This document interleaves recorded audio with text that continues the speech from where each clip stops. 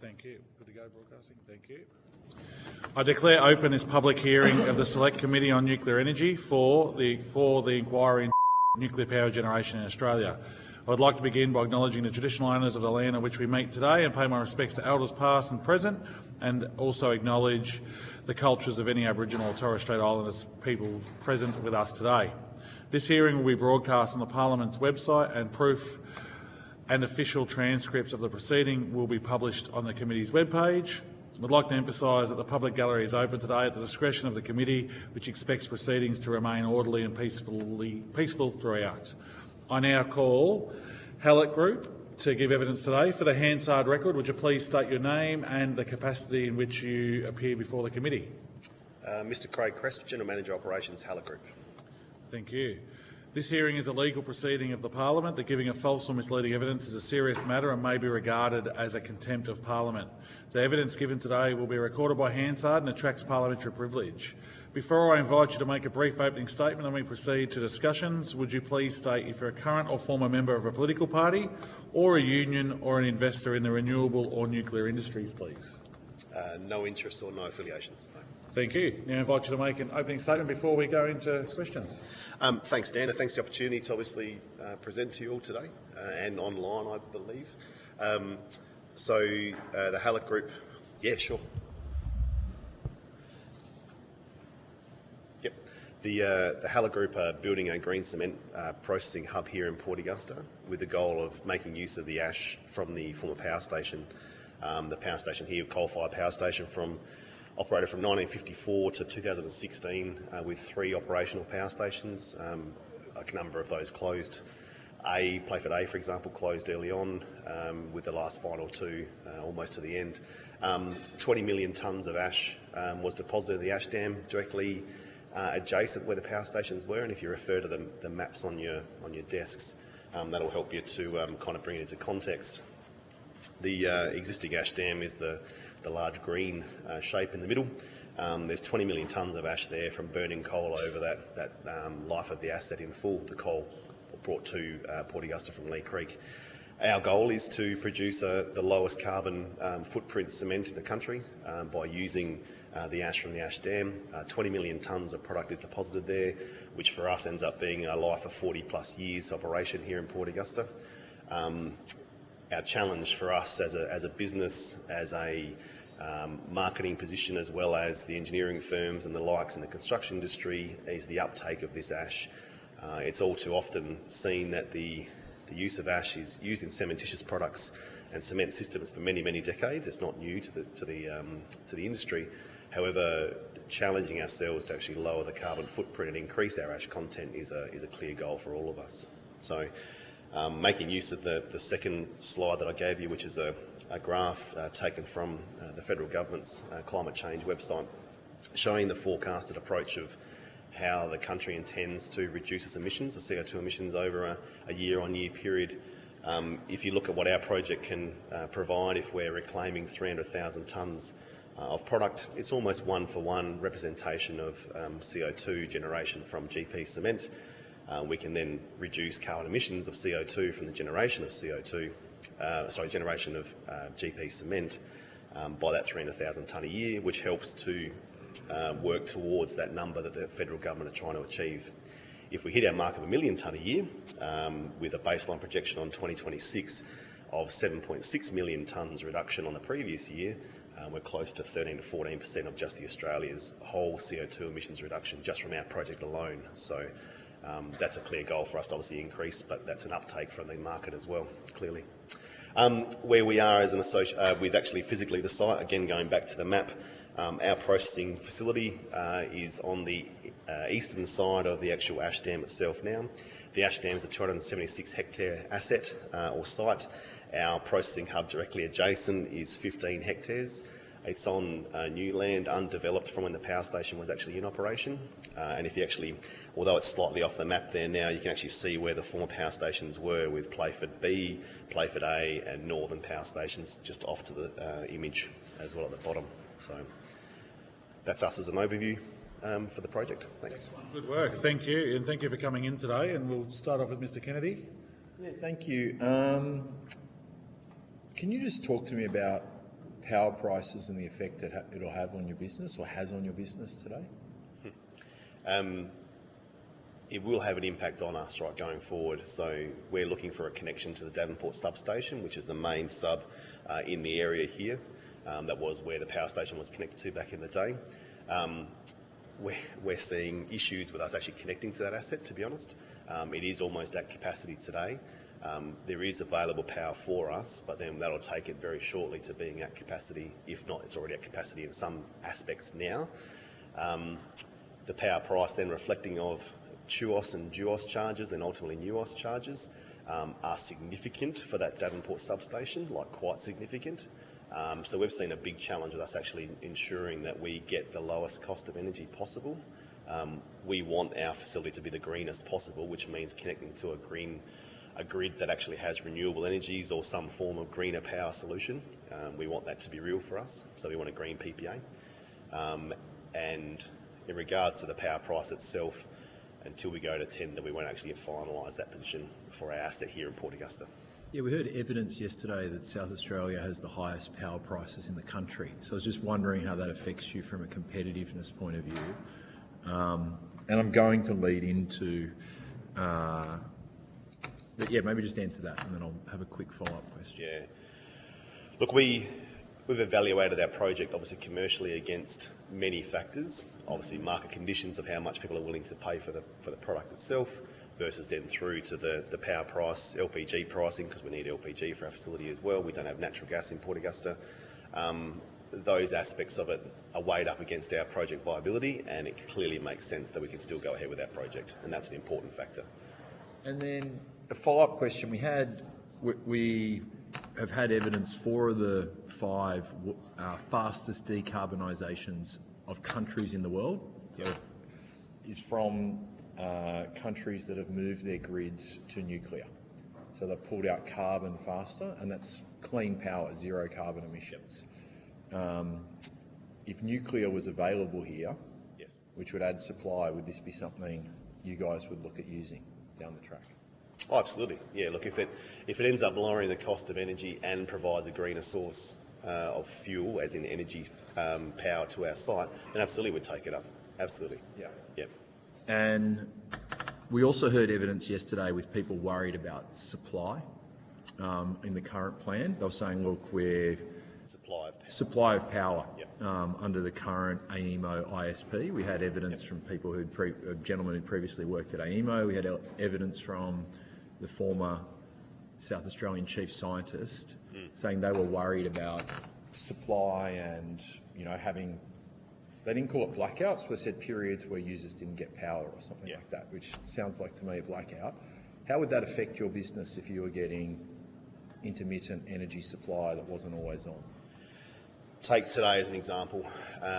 Clouds and minimal to no wind, basically. So therefore, the assets that we have around Port Augusta, wind farms and PV, they won't be generating a lot of power right now. So you need to fall back onto a source of power, which for us ends up being back to Adelaide, where those assets are with those form of gas-fired power stations are like down in Adelaide. The effect that would actually have for us is that we'd end up saying if we're a fully 100% renewable grid, and if you just focus on SA being in that asset, then it would impact us. Absolutely. We're a 24/7 operation. We intend to hit our targets based on being a 24/7 operation. If we can't operate due to blackouts, then clearly our operation and our business is impacted. Could you be viable? Could it have viability issues, or no, you'd still be viable, but...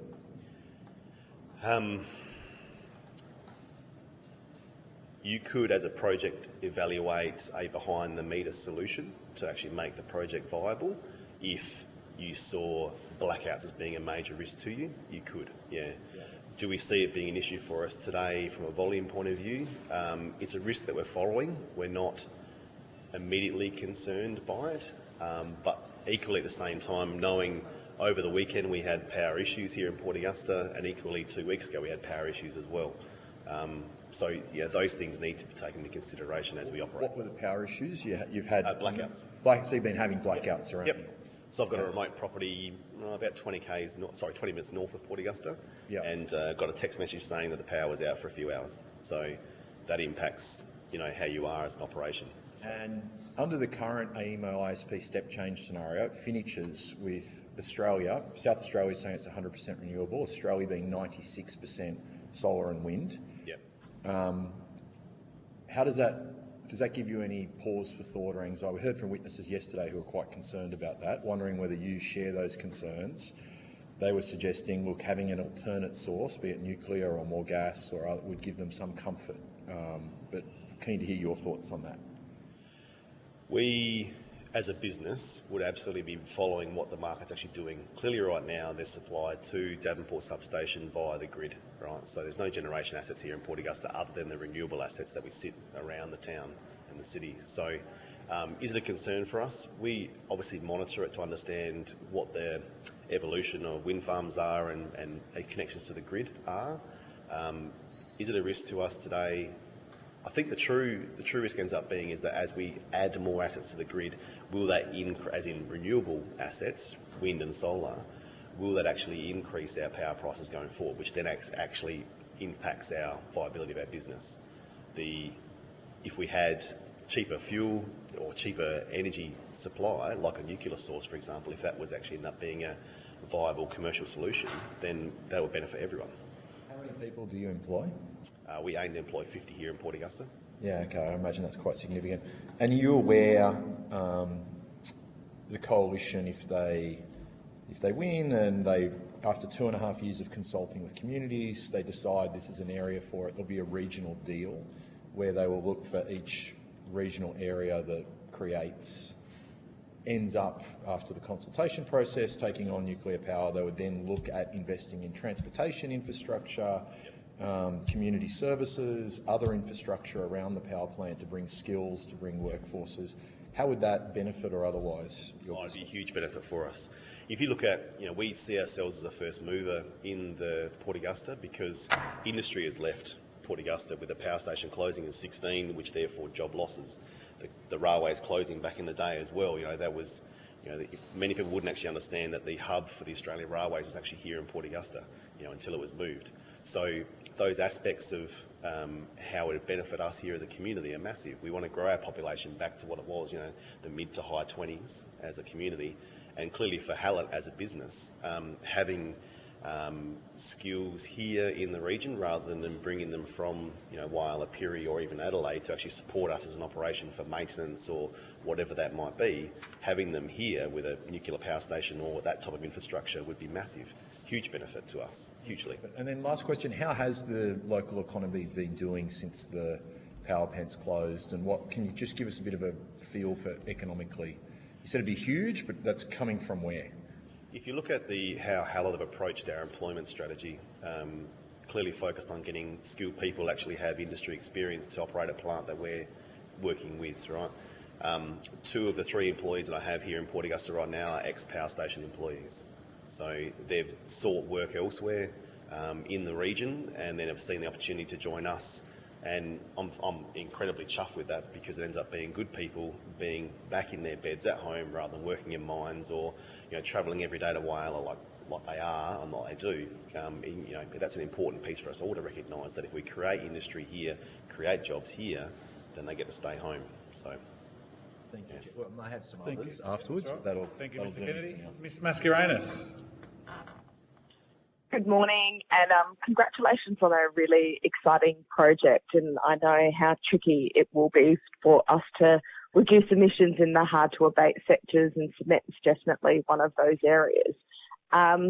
My question is around power prices. And so the thing that we've seen from a modelling perspective is household electricity bills would go up by $1,400 a year if nuclear was a part of our energy mix. From a modelling of your particular project, have you guys modelled increased electricity prices because of nuclear, and what kind of impact do you think that would have on the commercials? So to answer your question, if we've modelled anything to do with nuclear, no, we have not. Have we looked at and investigated what an increased power price would look like long term? Sure, using standard metrics to increase our power price in our modelling. Yep, we've looked at those. One key piece of information that we've seen, and I mentioned it before around TUOS, DUOS and NUOS charges, is that with Davenport substation, as we understand it, to almost be a capacity, if you were to add more renewable assets to the asset here in Port Augusta, with Davenport substation, that's going to be considerable costs, which then ends up being significant costs passed on to the consumer with TUOS and DUOS and NUOS charges.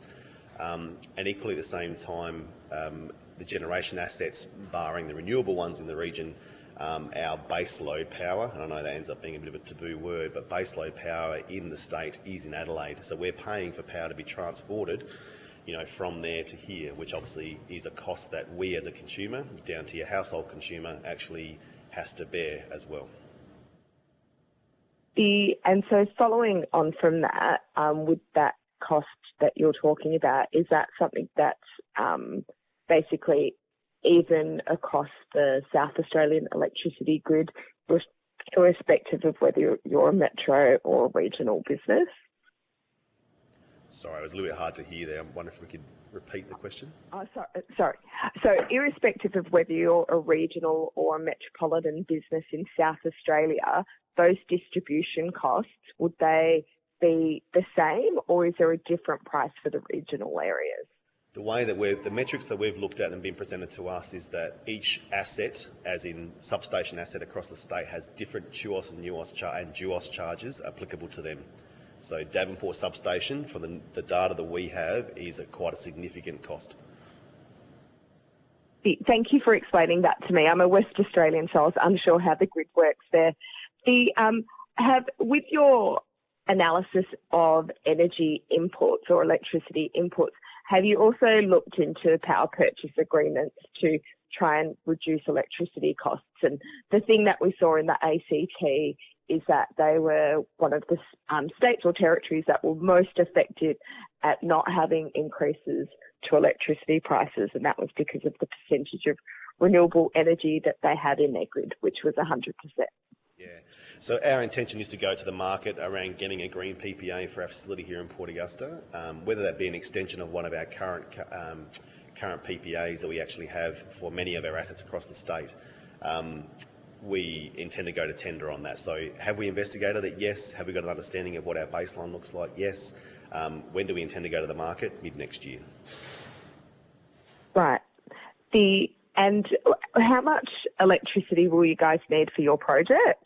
Oh, that's put me on the spot. I can tell you that we're intending to request a connection that's a 20 plus meg connection from Davenport Sub. Right. Cool. That was my question. Thank you for explaining that.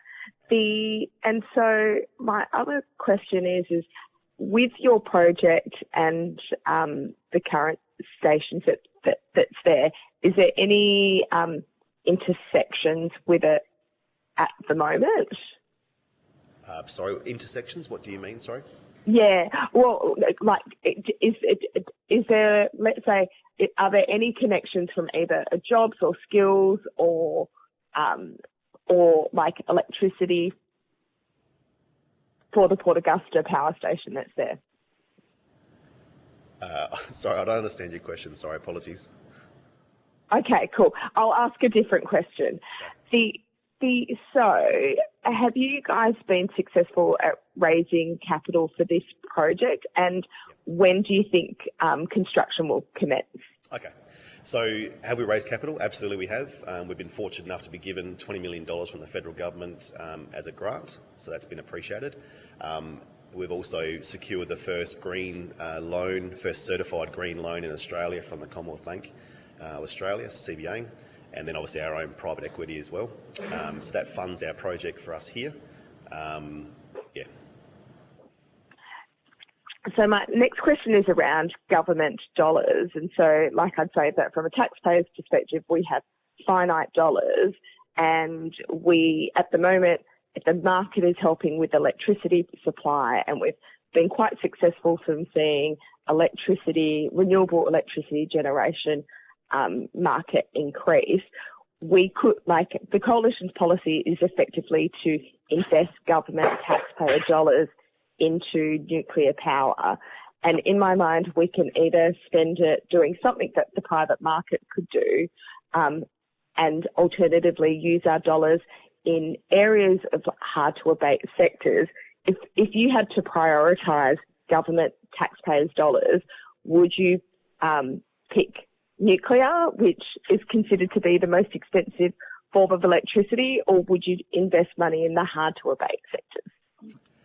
Hallett are supportive of a nuclear industry being investigated for Port Augusta, which ends up being whatever the metrics end up being, which currently, as you indicate, there obviously is on paper right now, higher indicative costs. I guess ultimately what Hallett would look at is a position of seeing the facts and then understanding how we then approach that from our business point of view. That's really about the best we can do. And let's see, I think that they're all of my questions at this stage, but I might have another question later, but I'll hand it back over to the Chair. Thank you, Ms Mascarenhas. Mr Burnell. Thank you, Chair, and thank you, Mr Cresp, for giving evidence today. You seem like a pretty stand-up bloke, pretty matter of fact. I'm interested to get your thoughts. There's a lot of speculation in the media currently coming from the Leader of the Opposition, Peter Dutton, that upon election, if they were successfully elected next year, that power prices will magically come down somehow because of this nuclear policy being enacted. Is the reality that power prices will come down overnight upon a coalition election for business consumers, household consumers of electricity? From Hallett's understanding would have to be, we're obviously following what the media is indicating and what we're seeing in public records and the like, whether we draw into the conclusion that actually it is a reduction or not. Right now, we don't have the metrics to actually say yes or no either way. So I think it's in, taking a middle ground to say that the facts need to be presented to us to understand whether it's truthful or not, because right now we've got two sides of government that are actually talking about saying a yes and no. Is it going to or isn't it? We don't know. The public, in our view, doesn't actually have the right data. Okay. So when I look at the policy, so this is the current 6-page, it's 5 pages if you take out the front cover, but 6-page LNP policy. Clearly in that document, it talks about the types of,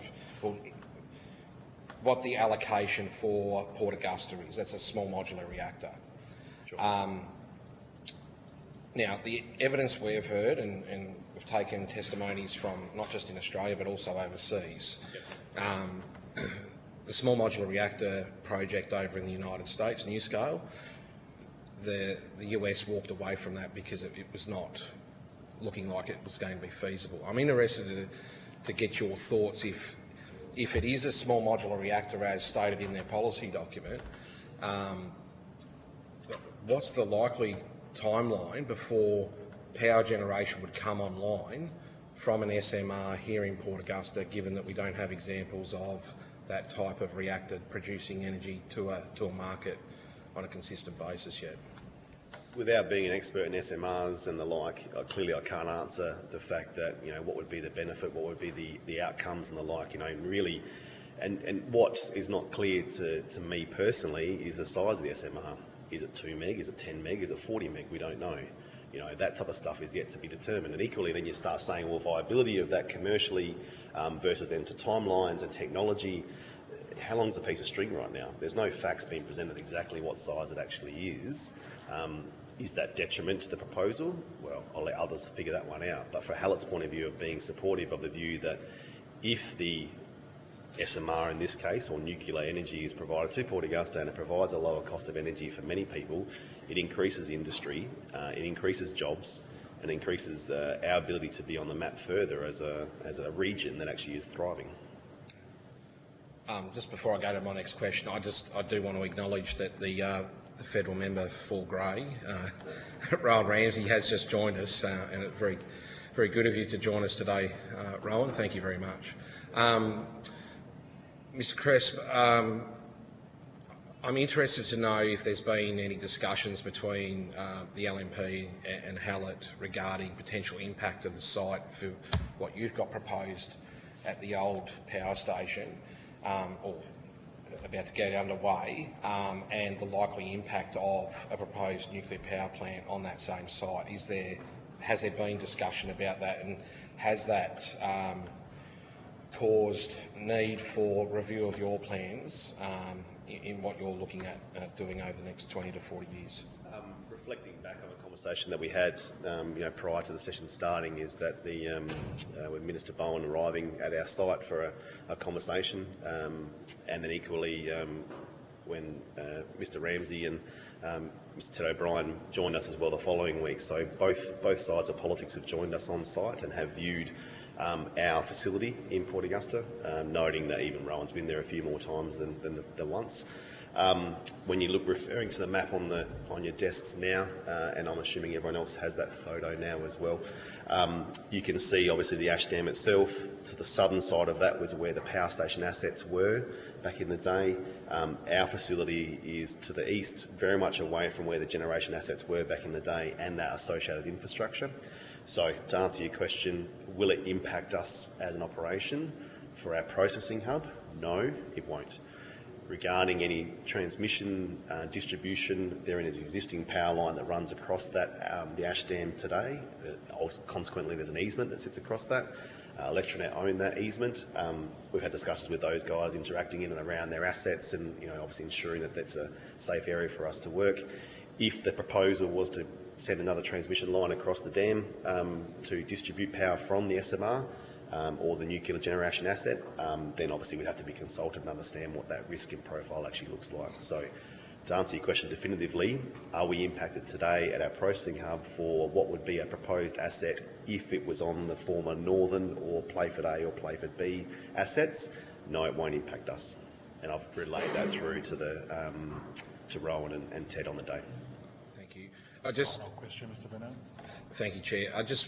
My last question is just in relation to the announcement, that came out in June earlier this year. Were you consulted by the opposition prior to that announcement about the potential use of that site? No, we won't, but noting that we're not the landowner of where we actually sit as well. So I wouldn't be surprised if we weren't consulted, to be honest. Okay, thank you. Mr. Kenny, do you have anything you'd like to follow up with there? Yeah, okay. Okay. When you said, just two, we know South Australia has the highest cost of electricity in the nation. And just to be clear on the evidence you gave previously, you're worried more solar and wind will add to that cost locally. Was that your evidence? That's my indications, yes. Yep. So I've been in Parliament a lot, and I've heard Minister Bowen and the Prime Minister say over and over, wind and solar is the cheapest form of power. We must go full steam just with wind and solar. Yep. Can you explain to me, when they say that, but you're telling me more of that is going to lead to your power prices going up? Can you explain to me why they say that and what they mean? If you were to look at the generation assets now that most people can get on their phone to understand how we're generating power here in South Australia today, as we look out the window right now, there's a lot of clouds and minimal to no wind. Right, so tell me where the power's coming from now. It's coming from assets that aren't renewable right now. So we can't always fully rely on a renewable asset to actually provide us lights, speakers, internet today as we sit. So the actual aspect of having a renewable source, and maybe it's a pump hydro solution for a day like this. Maybe that's the output that we need to investigate as well. My personal thoughts is that we can't rely on purely solar, a renewable solution for having power going forward. Do you have any confidence that the more just wind and solar on the grid, your prices will go down? Do you have confidence in that? No. Thank you, Mr. Kennedy. Thank you for coming in, Mr. Crisp, today. It's a pleasure having you, and once again, welcome Mr. Ramsey for coming today. Thank you. I have a couple of questions. Do you know what caused the power outages you spoke about earlier when you said that you had outages a couple of weeks ago? Not 100% definitive, no. Okay. But I know there was some storm events around the place where a few power lines went down. Where they were, was that the actual overall impact? I'm not sure. So it was obviously transmission issues more than anything else. If there was storms around, and that happens no matter what power source we have. So. Yep. I just want to check with you guys. How long did it take for you guys to get the approval for your site at the previous coal-fired power station? How long did it take to get those approvals through? We're currently still actually in approvals for our development itself. We have started construction. We have what we're referring to as stage 0, which is early works construction, which allows us to do bulk earthworks, erect fencing around the perimeter, security fencing, and then basically allow us to store products on site with a construction office. That's what we have approval for now. Yep. And how long did it take to get those approvals through local government or state government, however you went through that, to get that to happen? Because I wouldn't imagine it was quick. No. The process for us to get through to where we are today has been over a 12-month journey to get to where we are now. Complexities of our project is that we have a new product coming to the market, coming from a non-ferrous lead smelter in Port Pirie. That's our complexity that we've been encompassing with the EPA. Yeah. Yep. Not the development itself. Yeah, that's right. Yeah. I'm from the coal mining industry, right, and it takes us 8 years to get an approval done. So, and it's an existing site where they've already had everything going. But, yes. And you brought up about the Devonport substation as having trouble with the 20 MVA, meg connection. Yep. What's going to happen if there is nuclear power that comes here? If there is a SMR that comes here? Yep. How's that going to be able to deliver power to that grid now? If the grid's already at capacity, are we going to have to see that? But that's going to have to be expanded either way. Yeah, and absolutely correct, 100%. But it's no different to when the power station closed here in 2016. That then they had to actually put 2 synchronous condensers in Devonport substation as well, 2 brand new sheds, 2 very bits of large infrastructure put in there to provide grid surety as well. So that investment had to happen because of the closure of the power station. The power station took up that inertia back in the day and that grid stability. So whether renewable energy comes in, firmed up by pumped hydro, firmed up by gas, whether that comes into the market or whether nuclear energy comes into the market here for this area, no matter what, that still has to happen, that will continue to add price rises to your transmission issues that you already have here. Yeah. Yep, so any expansion of Devonport will actually add costs. We understand that, yes. Yep. Okay, thank you. And now, obviously, there could actually be arguments actually who would own the assets too, right? So you could do a commercial decision on exactly how you distribute that out as well. So could be you guys. You never know. And just a couple of other questions around timeframes. So we're talking about timeframes. Let's go off the opposition's policy document that they have there now. Yep. It's saying that it's going to be done within 10 to 12 years. Sure. 10 to 12 years, can you wait for power that long? We don't need to wait for power that long, to be honest. Yep. So there's enough power in the grid now for you to do what you need to do? Yeah. Yep. Yep. So how do you think if an SMR came into this area, it would help your business? Well, again, looking at the metrics of whether it's commercially viable, therefore ultimately achieving its goal of lowering cost of energy, then everyone would benefit from it. Yep. That's if it was commercially viable. Yeah, of course. Yeah, and it's right now we don't know where that fits in because we currently don't have any knowledge of how big the SMR is going to be. As you said earlier, we don't know costs, we don't know timeframes, and we don't actually have any SMRs working in any other country apart from Russia or China. So I wouldn't exactly always go off their information. Sure. Excellent. All right, thank you. Thank you for appearing before us today. It's been a pleasure having you. If you've been asked for any other questions on notice, please make sure you provide any additional information, including questions on notice. Forward that to the Secretariat by Friday the 20th of December 2024. Please note the responses to questions on notice will be published on the website as submissions to the inquiry. You will be sent a copy of the transcript of your evidence to assist you with answering questions taken on notice today, and you'll have an opportunity to request corrections to transcription errors. Thank you very much for coming in, and good luck with the project. Thanks very much. Looking forward to hearing more about it. Thanks very much. Cheers.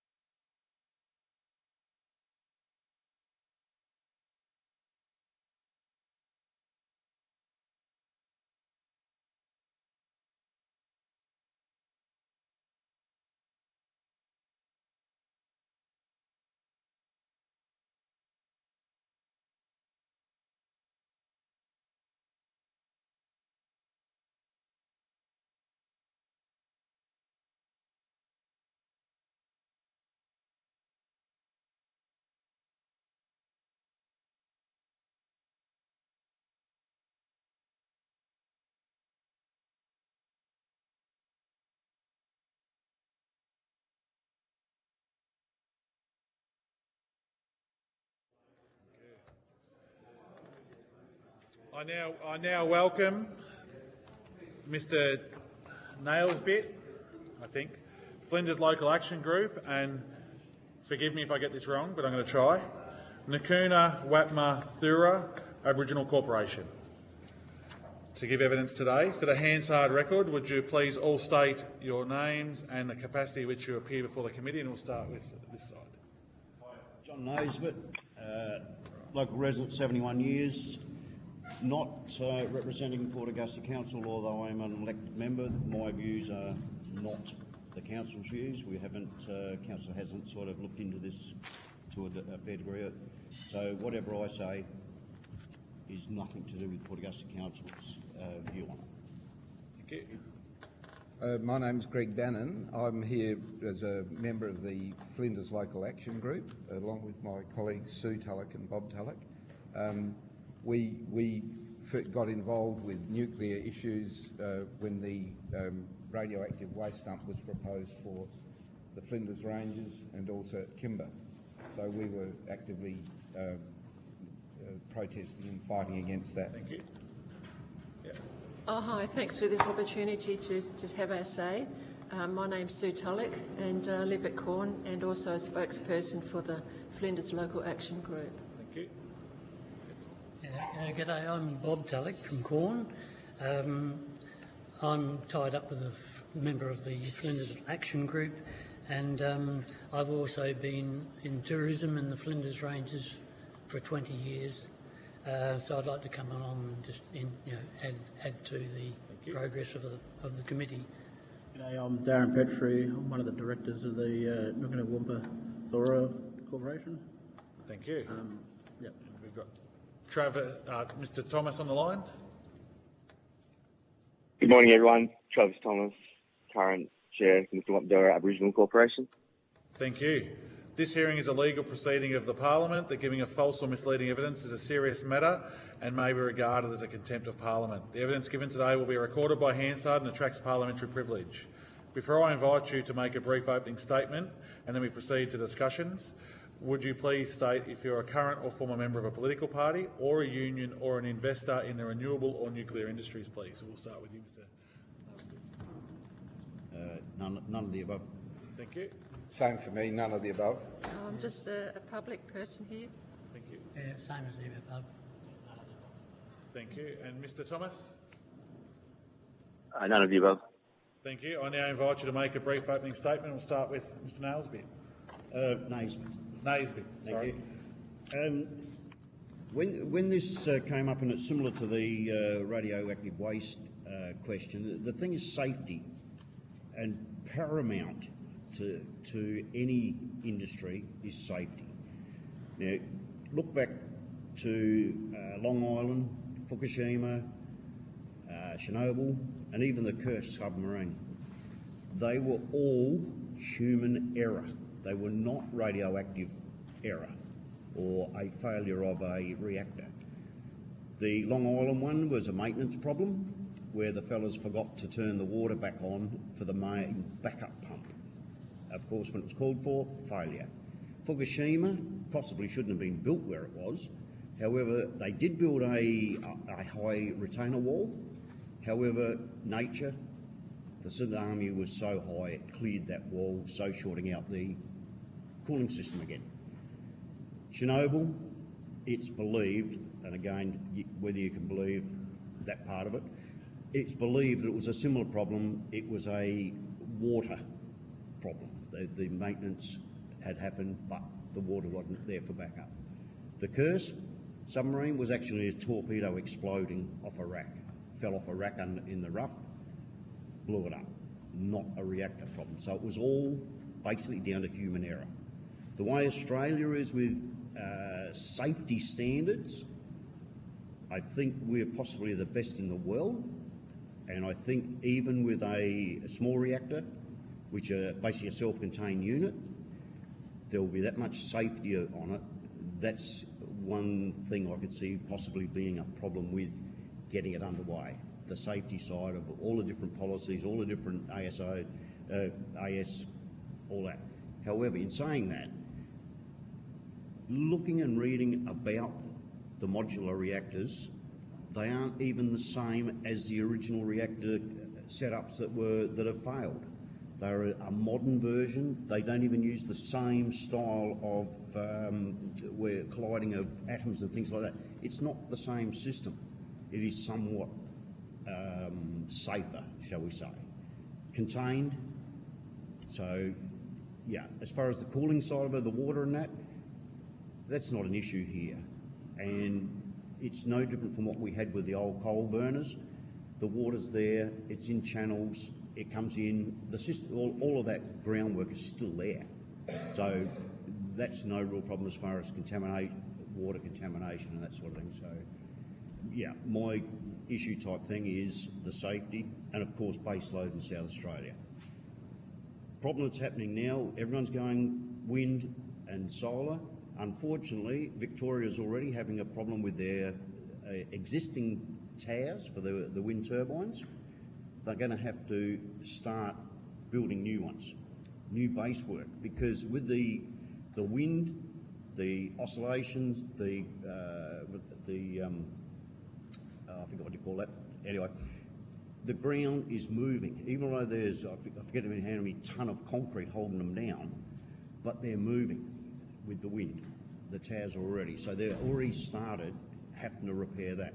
25 years, well, it's not even 25 years now, it's probably about 15, they're going to have to do something about it already. Solar is the same. The solar plants that have been here the longest, they're heading for end of life. We've got a massive problem there with with the material. It can't be reused basically. The aluminium frame on solar panels is about the only thing you can use. The rest of it, we end up with waste. So there's lots of issues in that. Having a nuclear reactor here would give us back some, as Mr. Cresp said earlier, give us some of that employment that both federal and state government destroyed this town by getting rid of the Australian National Rail and also the state government of the day getting rid of the power station to a private, which increased power prices, etc. As well as that, a non-elected Prime Minister said Port Augusta's power station was the dirtiest in Australia, so they blew it up. 25 years, I was on construction of it, 25 years. Wasn't even end of life, but nowhere near end of life. Again, no base load. A small modular reactor here would give a base load for the state. And just remember that north of here and west of here, we've got major mining. You said about the substation. That was upgraded a few years back. Now, it doesn't matter whether you put pumped hydro or any other form of energy into there, it's going to have to be upgraded. Because if PHP go ahead with their Oak Dam, I think it's called, that's going to be a massive draw on electricity. And where's it going to come from? Interstate. We can't even supply enough for ourselves on certain days. We've got to buy it in, and that's where the extra cost comes. And because NEMCO, etc., there's no the price of electricity fluctuates on the day on demand. And if, like today, wind, sun, not here, these plants out here probably aren't even running, the wind turbines and that here, they're probably not even running. So, more power from interstate. We've got ideal situation here, the place where the old power station was. We're connected right to the major drawers of power in the state up here with the mines, as you can see by the power lines going up there. They're a massive power use. So the closer it is to the system, the less losses on transmission, therefore it should be cheaper in that respect to them. And we should be cheaper. Yes, it's going to take a few years if it gets through, the policies and that. If it gets through, the plant could be up and running within 7 years. It doesn't take, because it's a modular system, that plant part is there. It's basically only the peripheral with cooling and things like that, the added on bits. So, yeah. Thank you. We'll We'll just duck over to Mr Thomas because he's got to leave at 10 o'clock. So, Mr Thomas, do you have an opening statement? Thank you. I was firstly acknowledge I'm calling in from Ghana country and pay respects to the elders past, present, emerging and their ongoing connection to the country. And also to pay respects to everyone in the room there and whoever else is online and any First Nations people present. I'm here to discuss obviously the situation from the point of view of the Nuku'alofa Aboriginal Corporation. So for Nukunu, we have an ongoing connection to country. We have a deep-seated cultural connection to the area in general where one of these parks is being proposed to be placed. So from our point of view, we've experienced obviously some negative aspects of colonisation in the past, which has impacted on our culture and our ability to practice it and to have agency over time in what's become Australian society.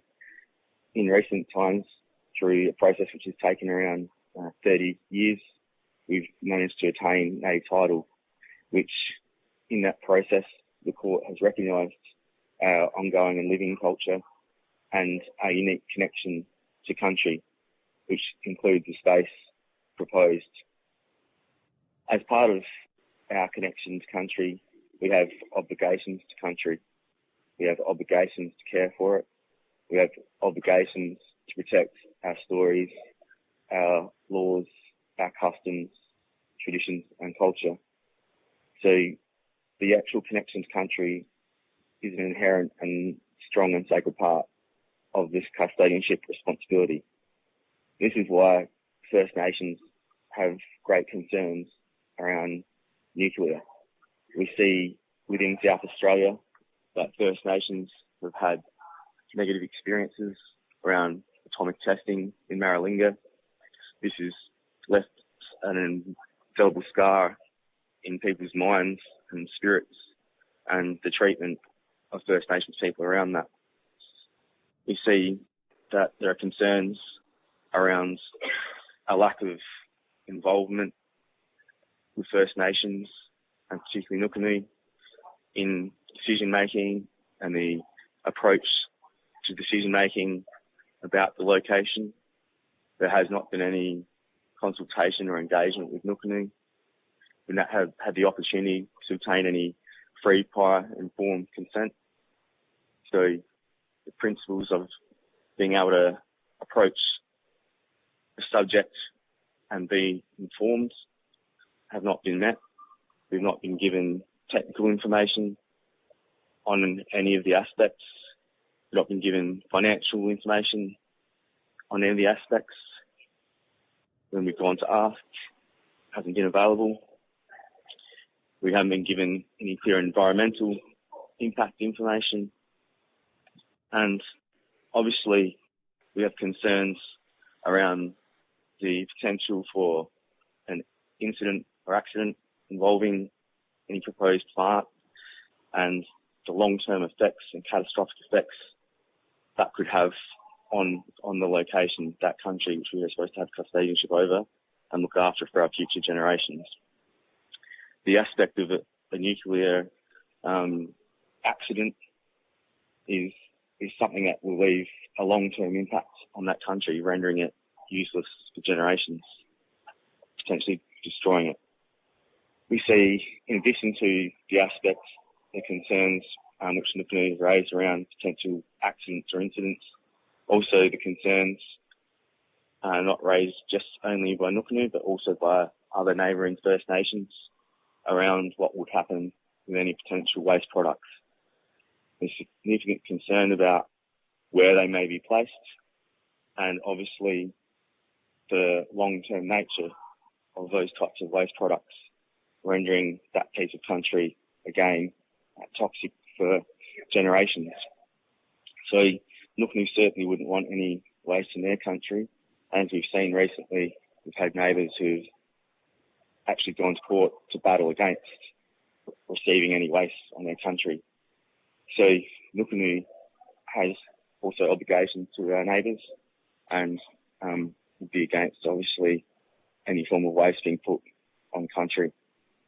So these are ongoing concerns also, where the waste has, the potential to outlast civilizations. So this whole, we can store it safely, well, we see that civilizations don't necessarily last that long, but the waste does. So they're all concerns which Nuku people have around the area, around any potential damage to our cultural heritage of the area, and also around the actual zoning of the area. It could be expanded, could they produce other nuclear activities in the region? Would the plant support other potential things? We have a defence space nearby. Could things be stored out there as bunkers? So all of these aspects create deep concern for Nuku people in regard to the space and the unanswered questions. Thank you. Thank you. And we'll go to Mr. Bannon. If you could just make it quick so we can get to some questions, please. Yes, I'd like to acknowledge the traditional owners of the country that we're sitting on here. And I'd like to thank you, and please forgive me for reading this because I didn't have much time to prepare. But the Flinders Ranges, Flinders Local Action Group welcomes the opportunity to address this and make a submission to this House Select Committee. And just briefly, our group, Flinders Local Action, was formed in 2015 after we heard about the nomination of Wallabadina Station in the Flinders Ranges, which is just north of here, as a potential site for the National Radioactive Waste Management Facility. Our group is made up of both Indigenous and non-Indigenous members of the community.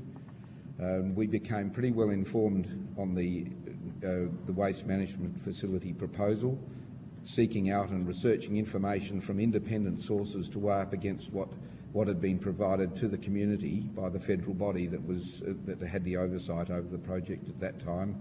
At that time it was the Department of Industry, Innovation and Science. Having fought and seen off that challenge of nuclear waste both here and in Kimber over 7 years, it has been a shock, and it's been dispiriting to be confronted now by the suggestion of a nuclear power station in Port Augusta. I'm going to speak specifically to the environmental issues that I see as a problem. I can't imagine a more environmentally unsuitable site for a nuclear power station than Port Augusta. Situated as it is at the top end of Spencer Gulf, in a relatively narrow inlet, 350 k's from the open ocean. There's only a mere handful of gulfs in the whole world that share this same situation, and our water movement is tidal. It's not ocean currents. It's a unique environment. Because of that distance from the open sea, as I said, the tidal movement, the water is moved by tides. We experience 2 high tides at 2 days regularly over 3 metres high, 2 low tides every day, except for about twice a month when there's virtually no movement through an occurrence known locally as Dodge tide. To explain that simply, it's such a long distance to the open ocean, the Gulf can't empty and fill every day completely on a tide, and there's a time lag between those tides. And twice a month we get this, the incoming water negates the outgoing water, just putting that very simply, and we have what's called a Dodge tide, and there's no tidal movement at all. The Gulf sustains a finely balanced ecosystem of mangrove-lined tidal creeks, seagrass beds, reefs and mudflats. The warmer, shallow and protected waters are vital nursery habitat for South Australia's commercial and recreational fishing industry, scalefish, crabs and shellfish.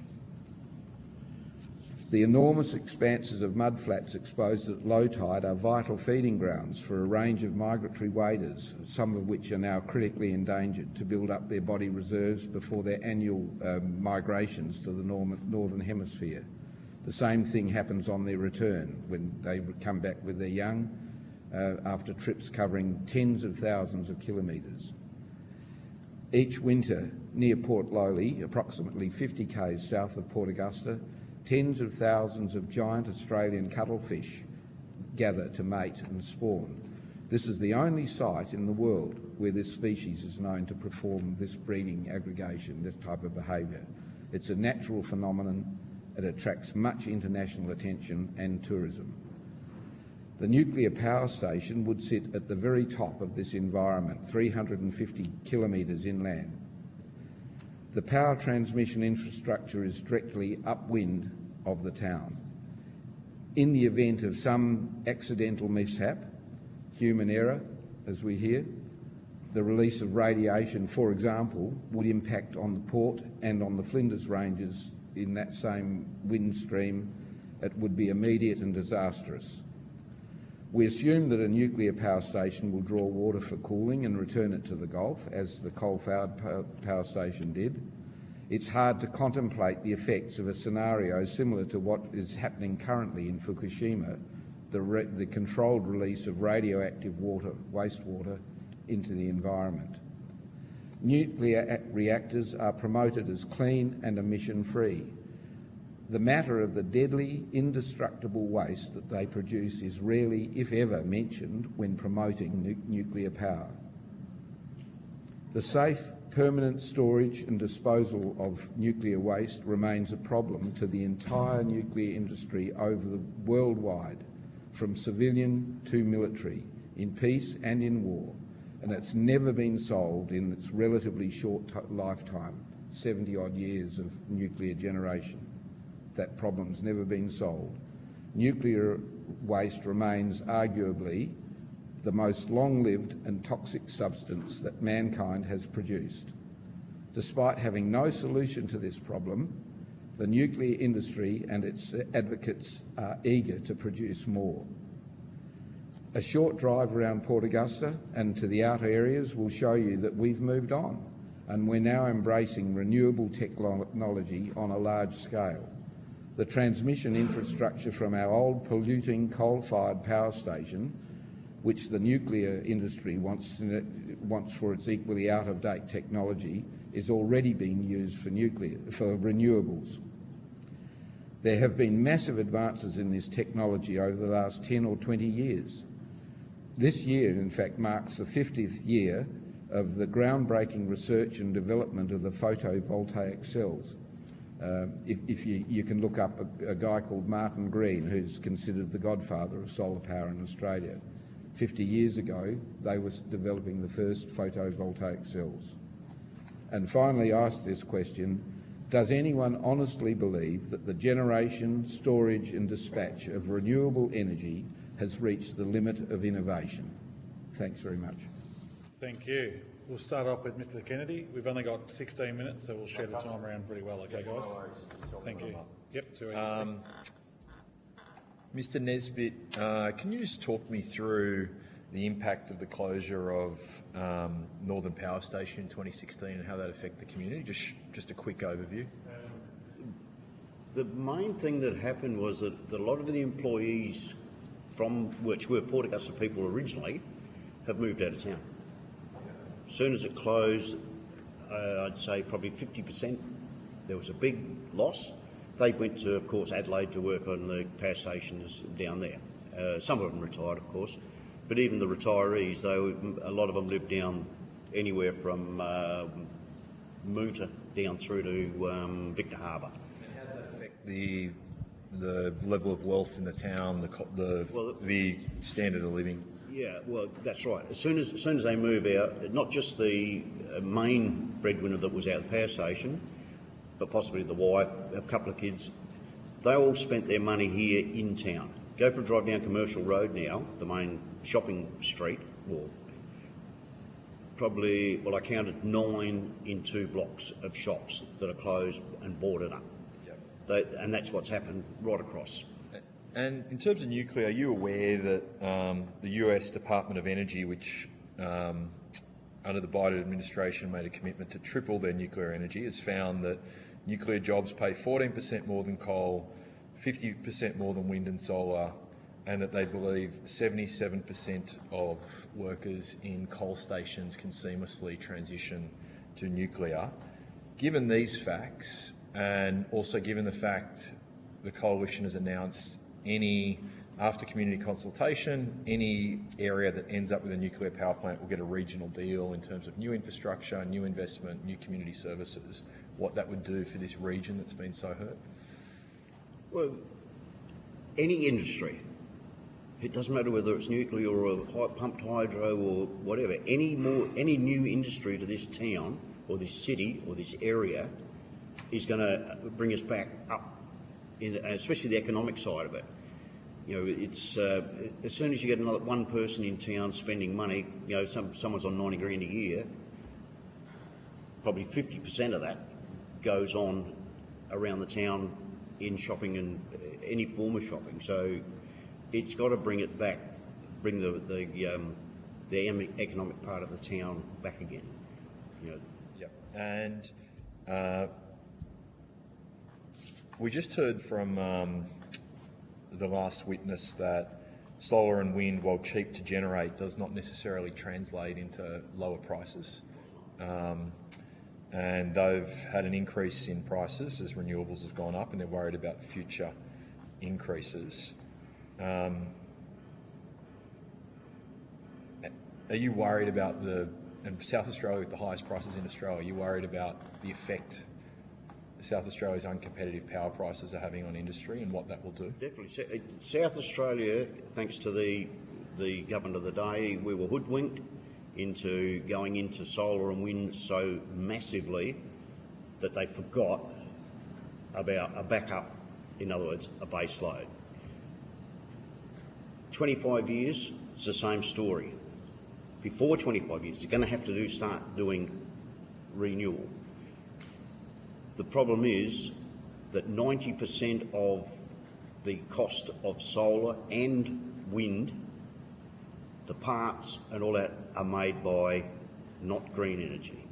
It's all by where we sell our coal, most of the Asian area over China way. That's where it all comes from, and it's all coal that's burning over there, producing them. So, hypocritical. Final question. Mr. Bannon, you talked about waste. Nuclear waste is something that predates nuclear power in Australia, at least. We have, we looked at it yesterday, there's 125 sites in South Australia that already have some version of nuclear waste, a lot of dentists, agriculture, hospitals. We have submarines that are going to be based in Adelaide. Do you accept we have to find a long-term waste repository in this country anyway? Yeah, absolutely. I didn't see it. We've never been opposed. We never were opposed to having a site to consolidate and store Australia's produced nuclear waste. It's a fact of life. It's here. We know about medical treatment and research. All of those things. We're not, but the way it was being foisted on our community to find some community to accept. The word is host, to host the nuclear waste dump. That's the thing we object to. It wasn't a matter of science of finding the right spot, the most suitable spot. It was to get a community to accept it. It's the process, the community engagement process you're most focused on. Okay, that's clear. Thank you, Chair. Thank you, Mr. Kennedy. Mr. Burnell. Thank you, Chair. I just want to clarify something with you first, Mr. Naisbitt. You are the local mayor for the area, is that correct? Oh, you're not the local mayor? I'm a councillor. You're a councillor? I'm an elected member, yes. Okay, but for clarity today, you're here in your personal capacity. These are your personal views, not the views of the council? Correct. Okay, thank you. What I do want to go to first, and this is a question to everybody, there's a lot of speculation in the media currently by the Leader of the Opposition, Peter Dutton, that upon a successful election to power next year, that power prices would go down overnight because of this nuclear policy. Do you feel that that's a correct assertion, that because we pursue a nuclear energy path, we're going to have cheaper power tomorrow than we do today? Could we table and said we're going to have cheaper power tomorrow? Yeah, if we can table that, that'd be great. I don't accept that. Bob's got a lot of figures on it. The costs are not. The figures don't bear that out. But as I said before, would somebody like to tell me that there's no innovation, no more innovation on renewables, whatever side, and also education, the way people use their power. You drive everywhere you drive, you see black roofs, whole suburbs with black roofs, and that says to me, in a country like Australia, air conditioners have got to be going all the time. We've got to learn to use power differently, dispatch it differently, and just turning it. We haven't altered our use of electricity. You just turn the stuff on. We've got more and more electrical equipment. You look at the IT industry, the amount of power that churns up is amazing. Servers and all that sort of stuff. Just on that, as far as the saving, yes. Initially, the plant costs are expensive in comparison. However, due to the lack of renewable fuel being pumped into it, or sorry, any other fuel being pumped into it, there is nil. Therefore, in theory, they haven't really come up with, yes, this will work. In theory, those plants run with no additional fuel. Therefore, there has to be a saving. But there's not a lot of figures that actually prove. Can I put to you, Mr. Naismith, that I'll rephrase that, sorry. Are you aware of the NuScale project over in the United States? So you're aware that that was a small modular reactor project that the US have walked away from because it was not a feasible option and unable to be delivered. You're aware of that project? Yeah. And that's the type of project that's been slated for here in Port Augusta. So what's the likelihood of a small modular reactor being delivered here in the near-term future if the opposition was to be successfully elected? These plants are running, as you said, as was said earlier, in Russia, China. Yeah. Unfortunately, because of the political side of it, we don't find the information. I could turn around and say, well, go to Bangkok, they're running jet turbines and they use gas from Laos. They approach that on a different... I'm talking about an actual experience in the United States, a comparable democratic country they were told who have just walked away from they were told the small same, modular that reactor project. this system that they've got was not worth putting in. They went ahead with it. Yes, I can see Sue's got a... I want to follow on from what you were saying. I believe GenCost did a survey with EMO and CSIRO, and their report, the latest report, concluded that these small modular reactors, this is are unviable power generator technologies, citing the US cancellation in November 23 by Utah Associated Municipal Power Systems, or UAPS, of an SMR project called the Carbon Free Project due to 57% cost increases. Now, the reason that GenCost provided this objective benchmark was because it was the best available information, and also that it's reliable information because the developers were prepared financially to commit, and there would have been financial consequences if they had provided lower than achievable estimates, then tried to proceed to a higher cost. And no evidence was provided for an alternative real project to the UAPS project. So all other suggested costs were vendor estimates for projects the vendors had not committed to directly build or own. So this is facts. This is a proven development that had to be cancelled. It's not theory. Okay, just moving on, and thank you both. Can we please be respectful with the witnesses, please? Okay, please be respectful. So I just want to move to Mr. Petrie, if I can. Is it Petrie or Petrie? Petrie, yep. So we heard Mr. Thomas's opening statement, and I heard him mention free prior informed consent. I'm interested to know, did the opposition approach the Kuna people prior to the announcement in June about the potential for use of the land for a nuclear reactor? No, not at all. And since the announcement, has the opposition approached the local First Nations? Not that I'm groups? aware of, no.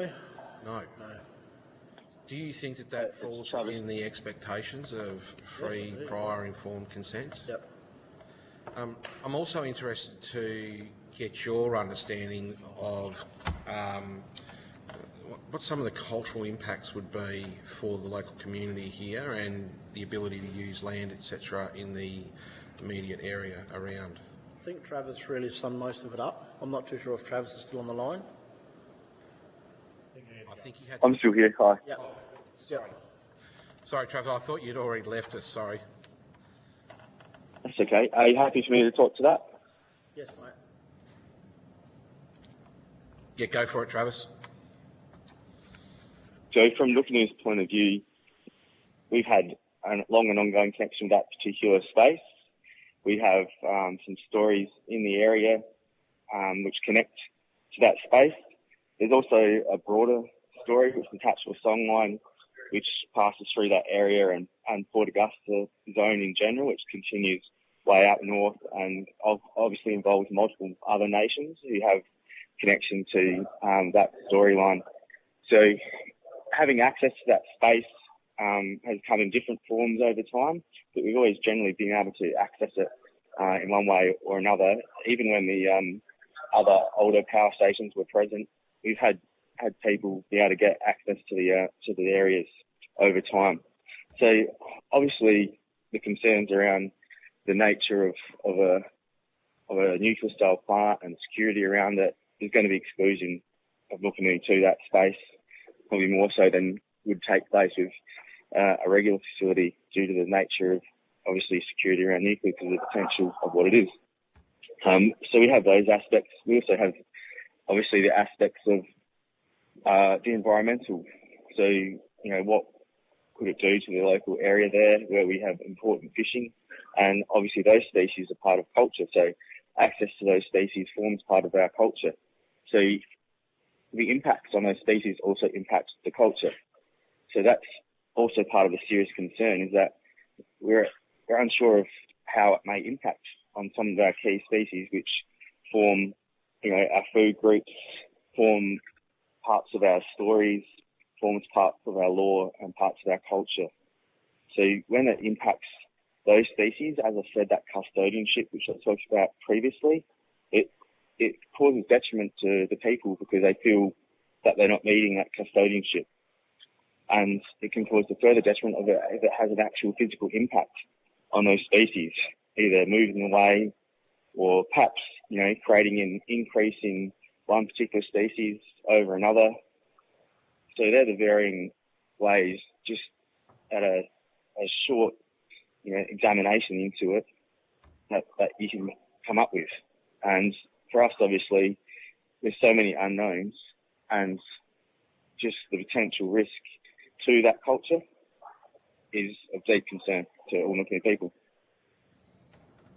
No, thank you, Mr. Thomas. Just one last clarification question. I know I'm pushing my luck with the chair, but I would like to get your thoughts. Would you have thought that by now, 6 months after the initial announcement by the LNP about this nuclear policy, that they would have approached your organisation to have a discussion about their proposal?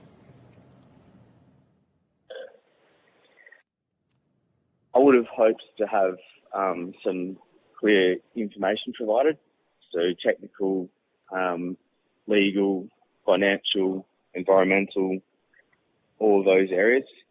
So we've had, I suppose, participants in the Liberal side of politics who've come to speak to us retrospectively, but they didn't have any information of that nature in the conversations which they could provide.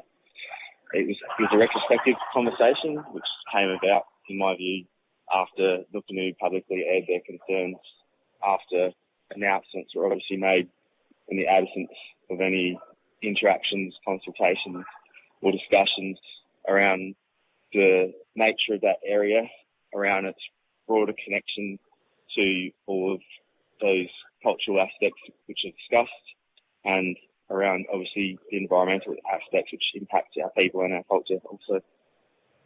Thank you. It's about respect at the end of the day, I guess. Thank you. I just have a couple of quick questions. So you guys have had no information then, Mr. Petrie and Mr. Thomas? I would suggest that no information would be adequate. As a statement, we've had a minor discussion in which there was nothing provided of substance. Thank you. And Mr. Naisbitt, just a question on what you were speaking about earlier. You said that a SMR could be made and built in 7 years. Where do you get that information from, considering these SMRs have been spoken about since the early 2000s and we have none in operation in the Western world? We have 2 in operation that are in Russia and China, but there's no information on that. So how do you get 7 years it can be operational? That's even earlier than what the opposition is proposing.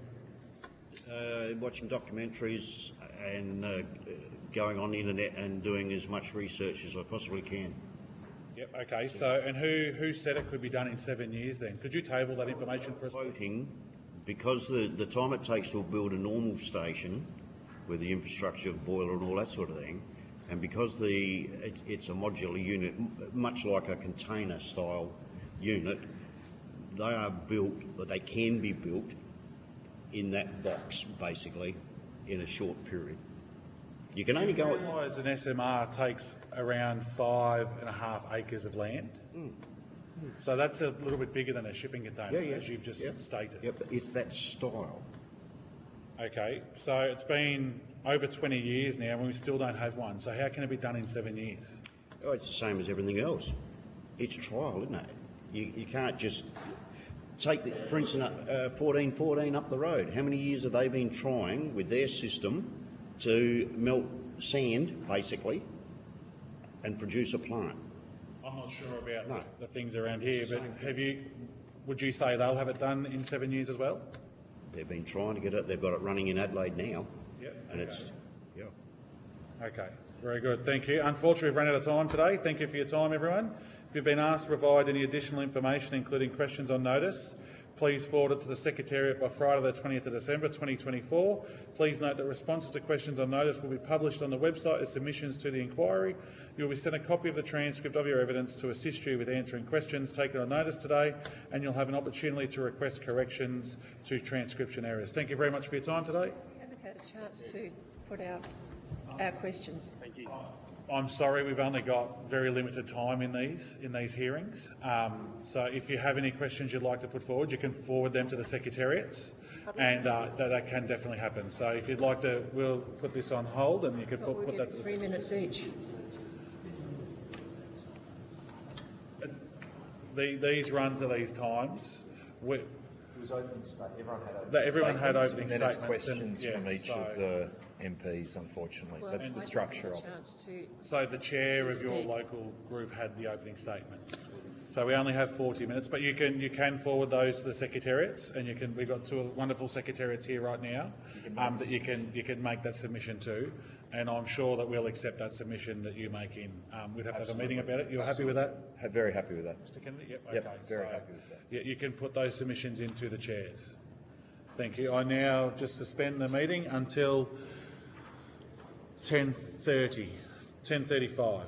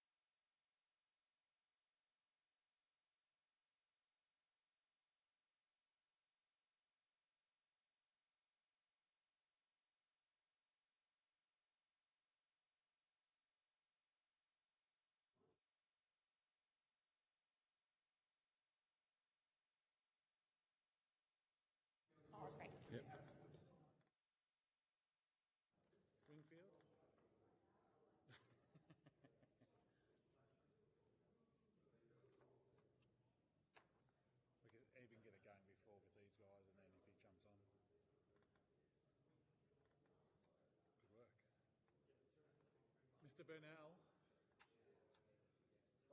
let's talk and more working.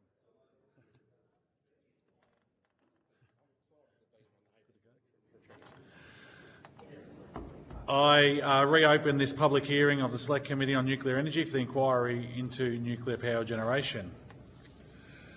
I now welcome Flinders Local Action Group and Mr. Wingfield to give evidence today. For the Hansard record, would you please state your names and capacity which you appear before the committee? We'll start with you, Ms. Tulloch. Okay, thank you for given me the chance to have a say here. My name is Sue Tulloch and I live in Corn, and I'm a spokesperson for the Flinders Local Action Group. Jen Cost. We'll just first of all do all the introductions, then we'll come through with the statements. Yeah. I'm Bob Tulloch. I live at Corn, and I'm also a member of the Flinders Local Action Group. Thank you. And Mr. Wingfield.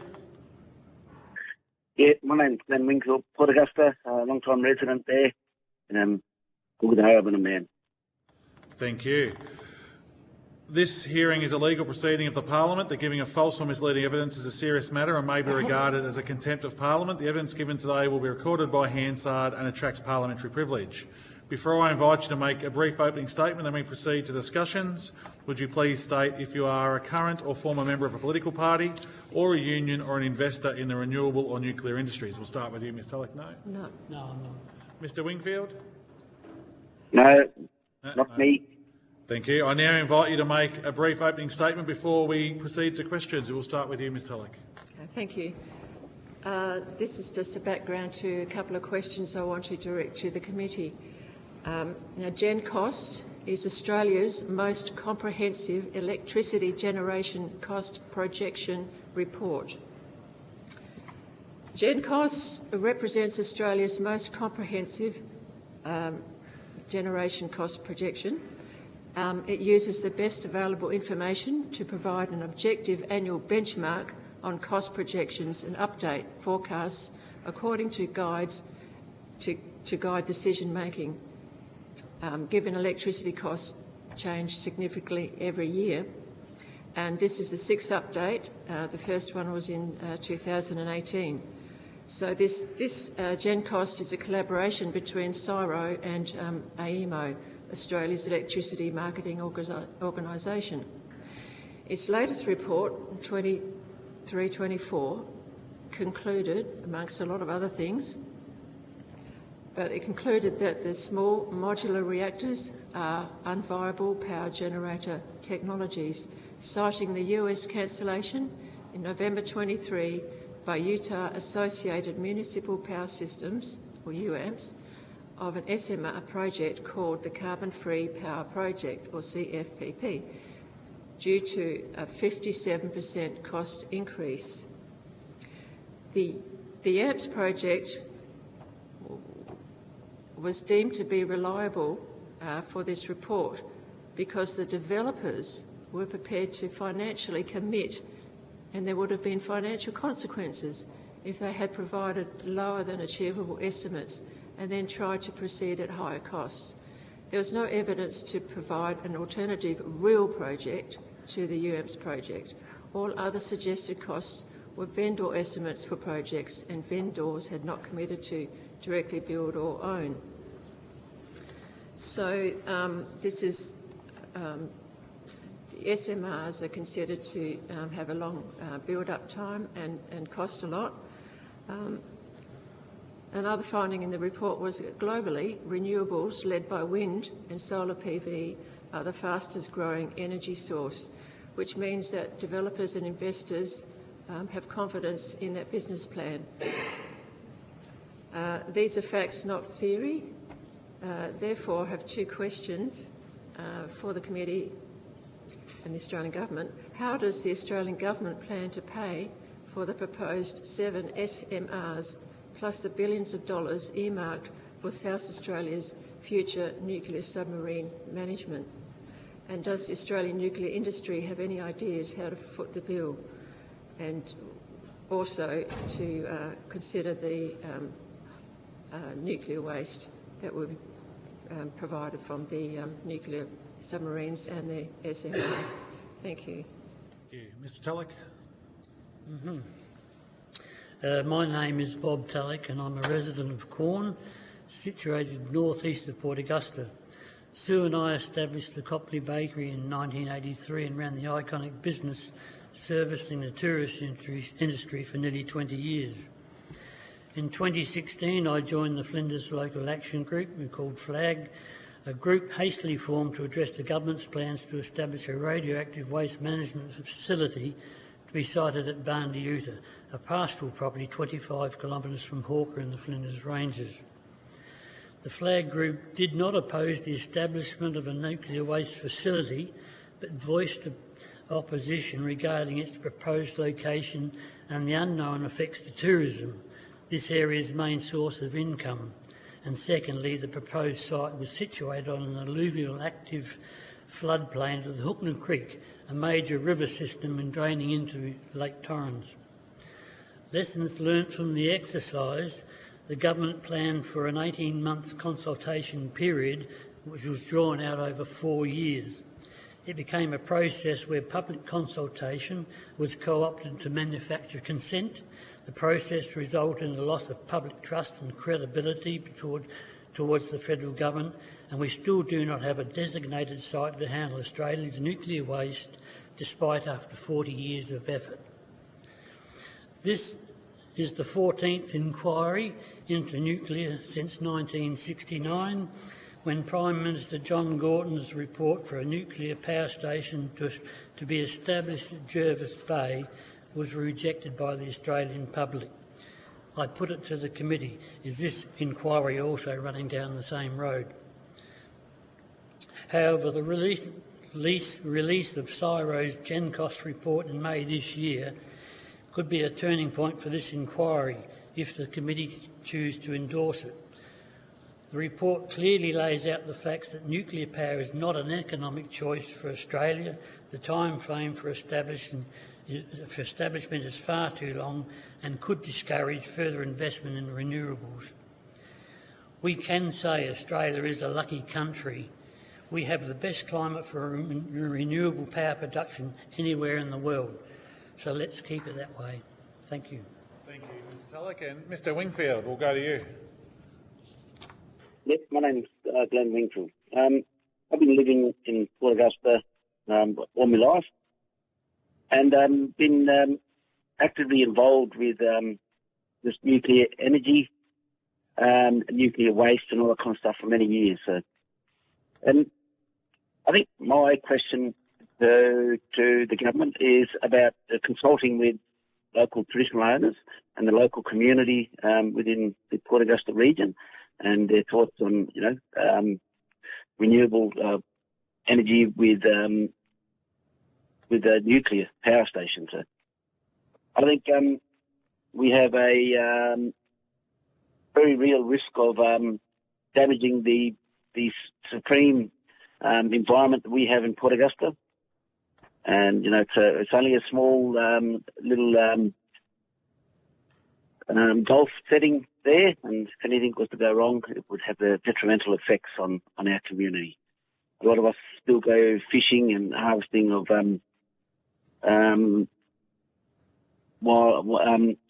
fresh seafood and stuff.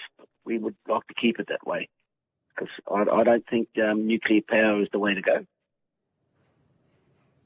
Thank you. We'll go to Mr Kennedy first. No, thank you for your evidence. On the GenCost report, it's come up a lot in this inquiry, it won't surprise you. We'd received evidence from people disputing assumptions. For example, they used a 30-year depreciation period for nuclear. The US Department of Energy used a 60-year period. They used a availability factor as low as 53% for nuclear. The US used 93% in the US Department of Energy report. Can you explain why?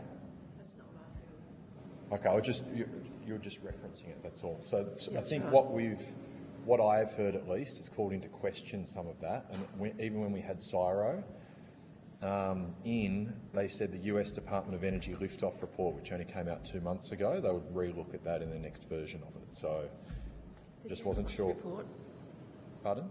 What did you say? The general cost. CSIRO said they will re-look at some of those assumptions in relation. There was a US Department of Energy report released 2 months ago called Nuclear Liftoff by the Biden administration, which had different assumptions to the assumptions in that report. So they said they would re-look at that in their next iteration of it. So I just wasn't sure whether you're aware of that. That's fine.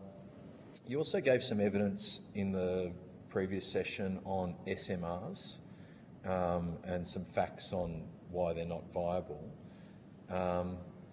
Amazon and Google have both signed offtake agreements in the US, one of the largest technological companies to finance SMRs in the US. Can you explain to me why they've done that, given those facts you were referring to?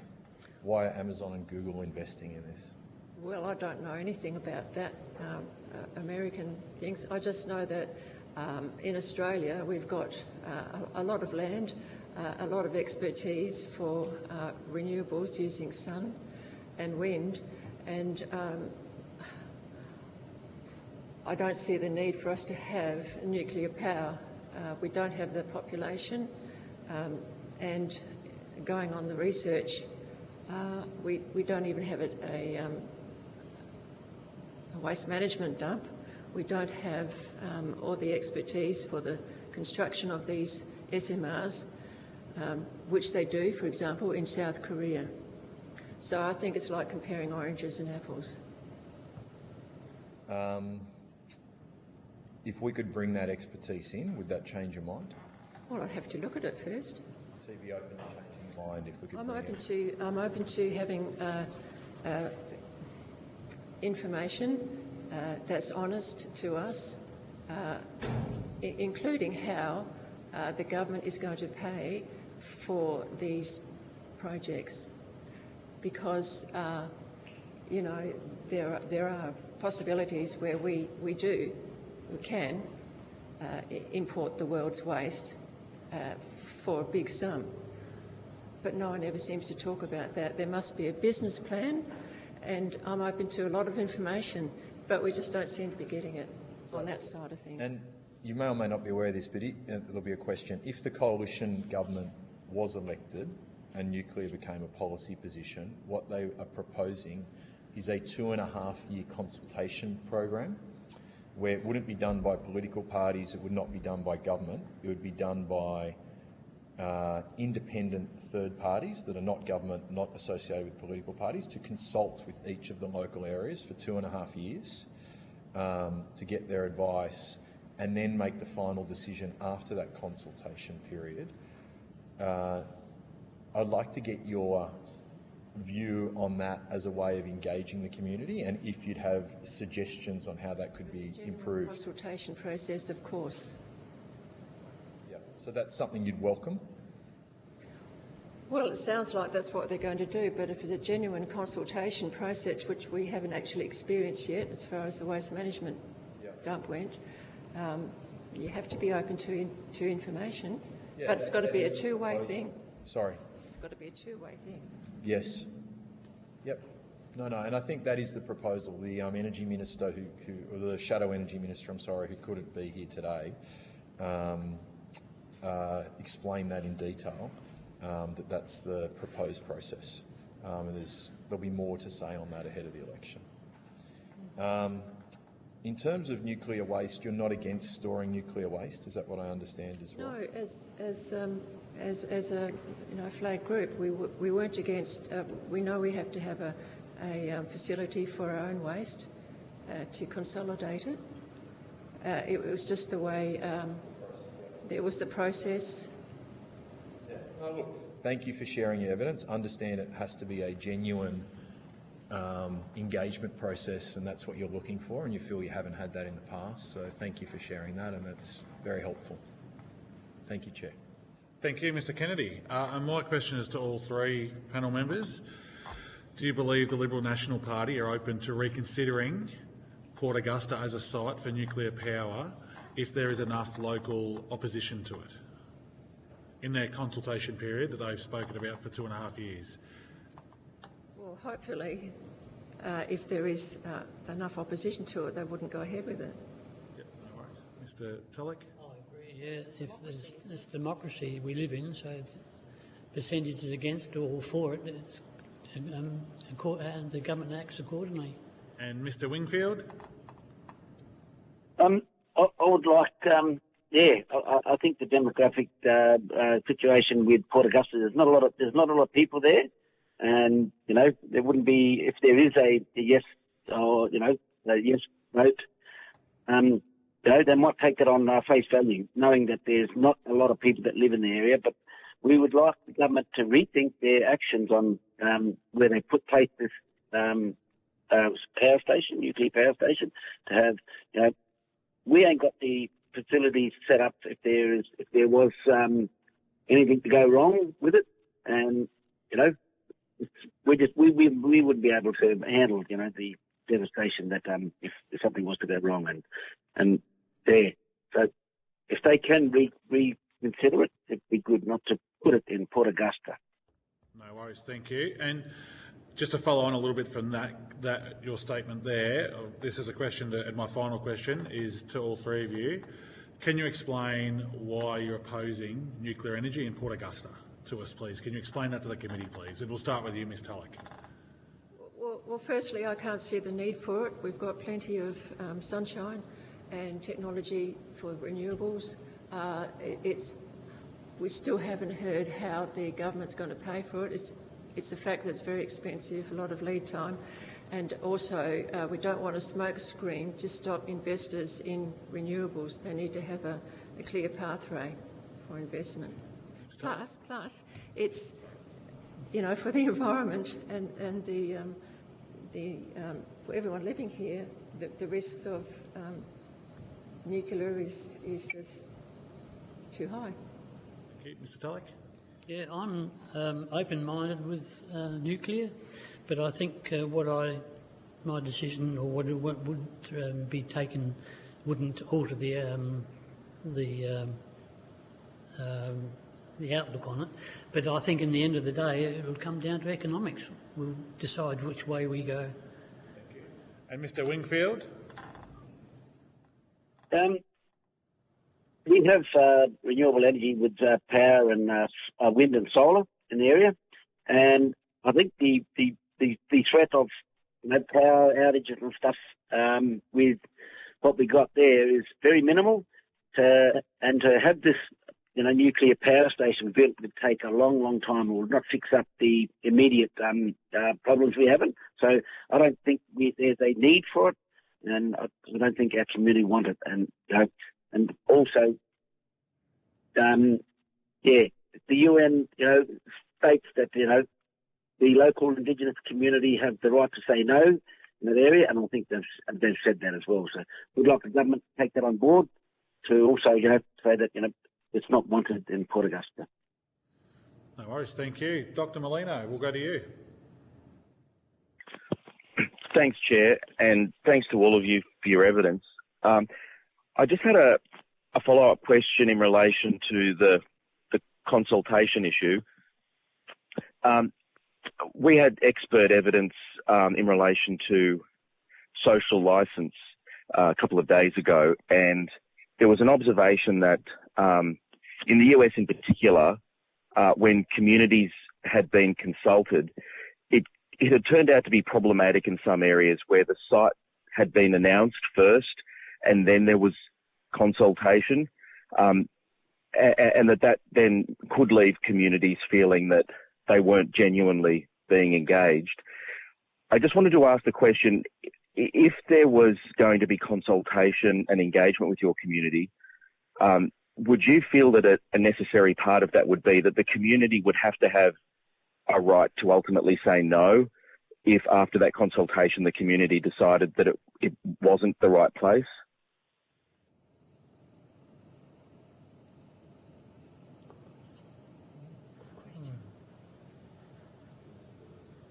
So it's a good question. Yes, the question. Yeah, it's a good question. So that's to all of you. But basically, for consultation to be genuine, do you think the community ultimately has to have the right to say no? Oh, I see. Yes, definitely. Definitely. Yeah, of course. Open discussion and all facts are on the table. But from our experience, and it's unfortunate, we've learnt to distrust, the government, and that was a disappointing experience. But Yeah. So, and the term that was used was voluntarism, and that's something, from what I'm hearing, you would agree that voluntarism has to be part of it. That the community has to, through that consultation, be willing to basically agree to it. That you can't just give it as a fait accompli. that's right. Yeah. No, I think the community hasn't been consulted properly.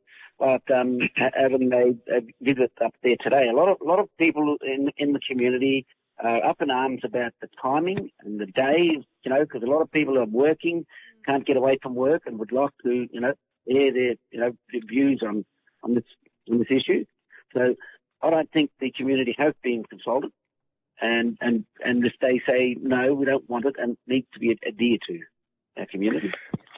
And the other issue I just wanted to follow up on, and interested in views from all of you. Waste has come up, and you've already made some comments.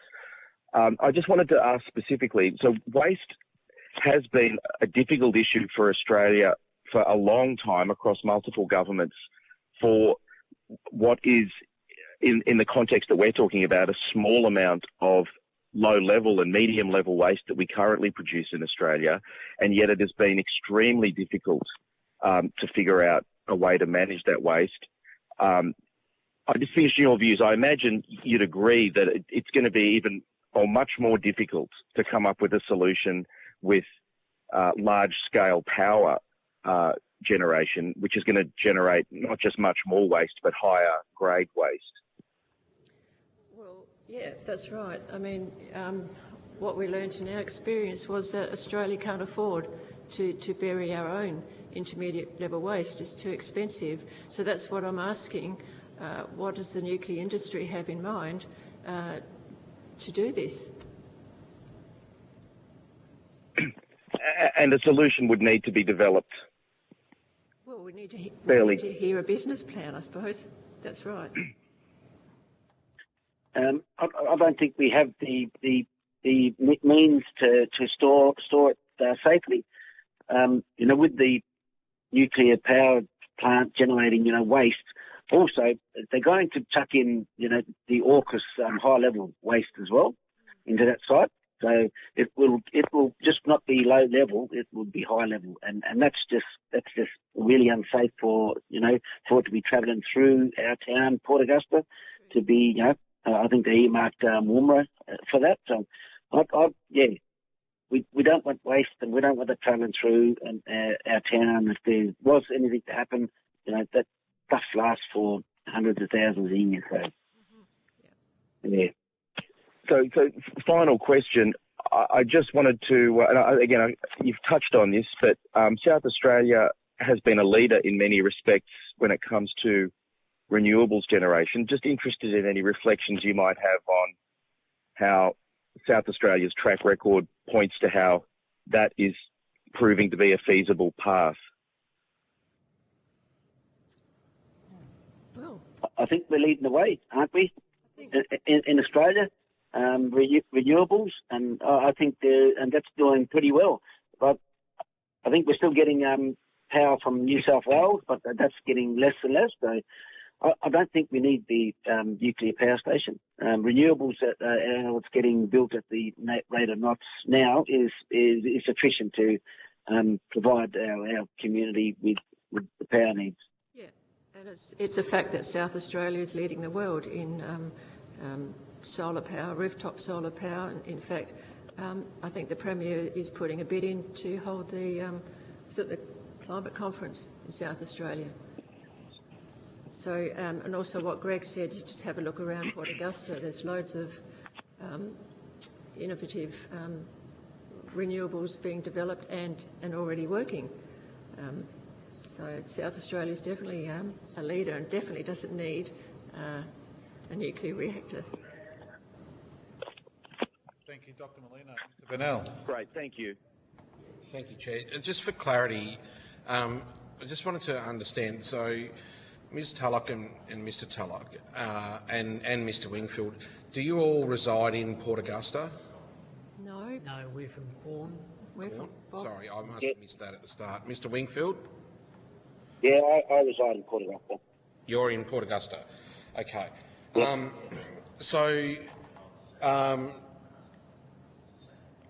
Looking at the 2021 census, I think there's 13,829 people in Port Augusta, according to the website. A couple of days ago, we heard from health experts talking about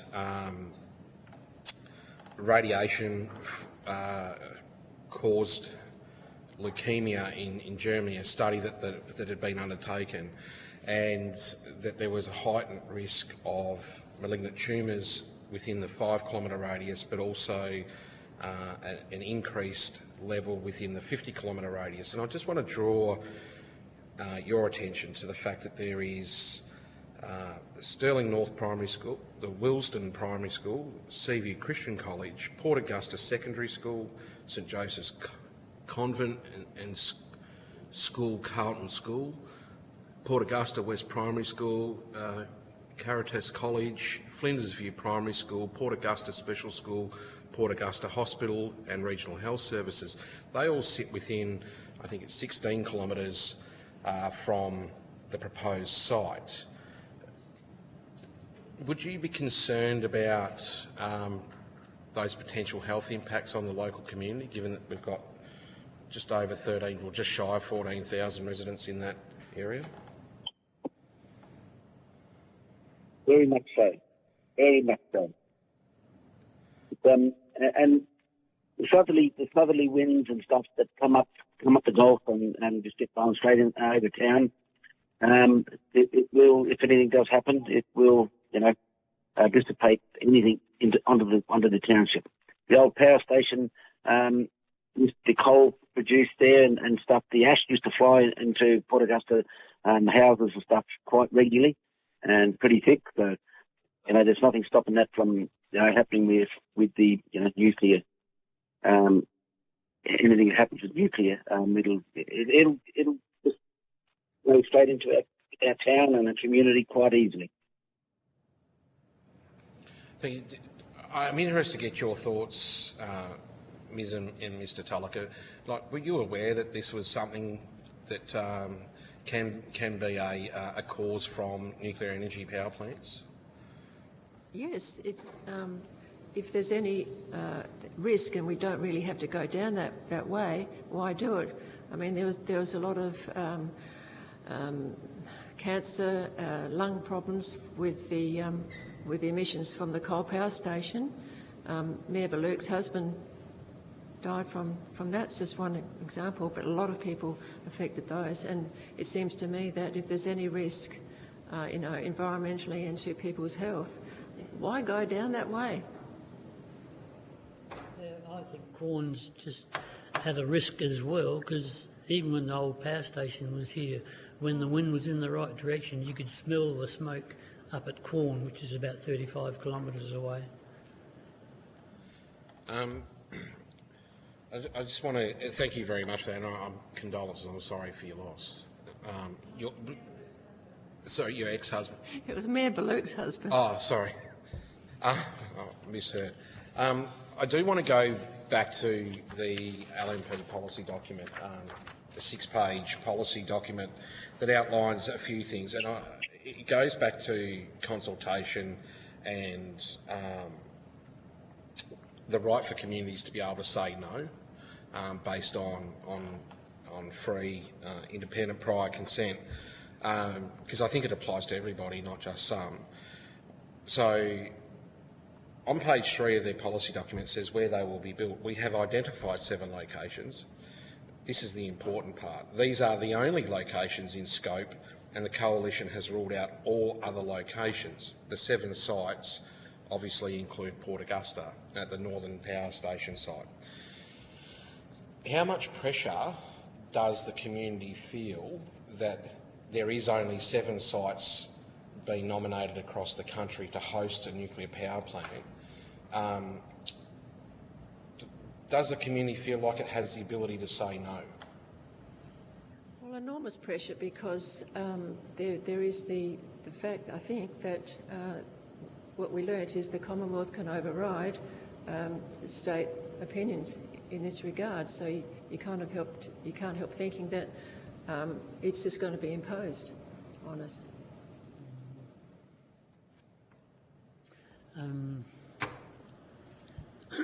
Yeah, I lost the question. No, that's what I agree. Mr. Wingfield, have you got The any government- views on that? Yeah. I think it just goes to show that the government has not consulted with communities, and they're just making their own decisions based on what they think is good, and not worrying about the smaller communities like ours. We don't want it there, and like I said, the UN, the statement of the UN says that we have the right to say no, and we will be pursuing that and letting the government know that we don't want it in Port Augusta. Simple. I did hear on the news this morning, I think it was Port Stephens community that definitely said they didn't want it, and to the coalition's credit, they took that on board and said, right, we're not going to put it here.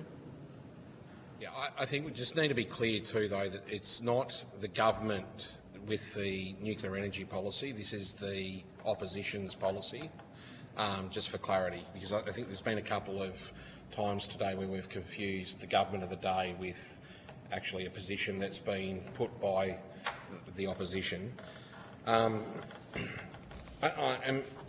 am also, just in my last question, I'm interested to get your thoughts on whether you think 2.5 years, as outlined in this policy document, is long enough to undertake a proper informed consultation process for the community to have ample time to get their head around all the facts and properly engage the whole of community to ensure that everyone has an informed position prior to making a decision. Well, personally, I think it is the quality of consultation, and I agree. I think it takes as long as it takes for people to have their say, and if it's going to take longer than 2.5 years, well, so be it. It's a very important thing to have a conversation about. So you don't want the consultation process to be rushed. You'd like to have... No, definitely not. Yeah. And it's got to be a two-way system. What we found with the nuclear waste dump, it was one-sided, and anyone that questioned or disagreed with what they were putting forward was treated with bullying tactics and ridiculed. That was a very surprising event that we went through. We didn't expect that from our government. Mr. Wingfield? 2 years is not sufficient. They need to come and consult properly.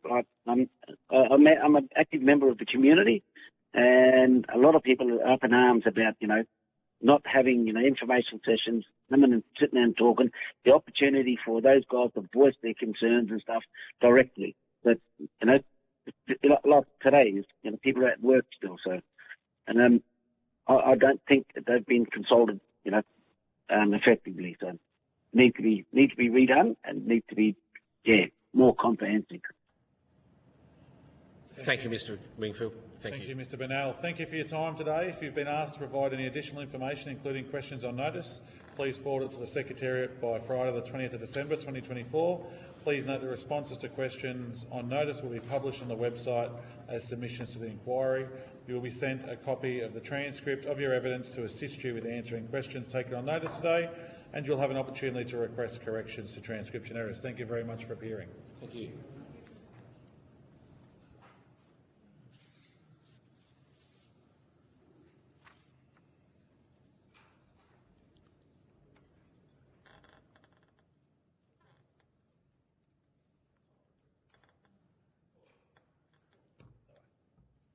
There's one there. Oh, good work.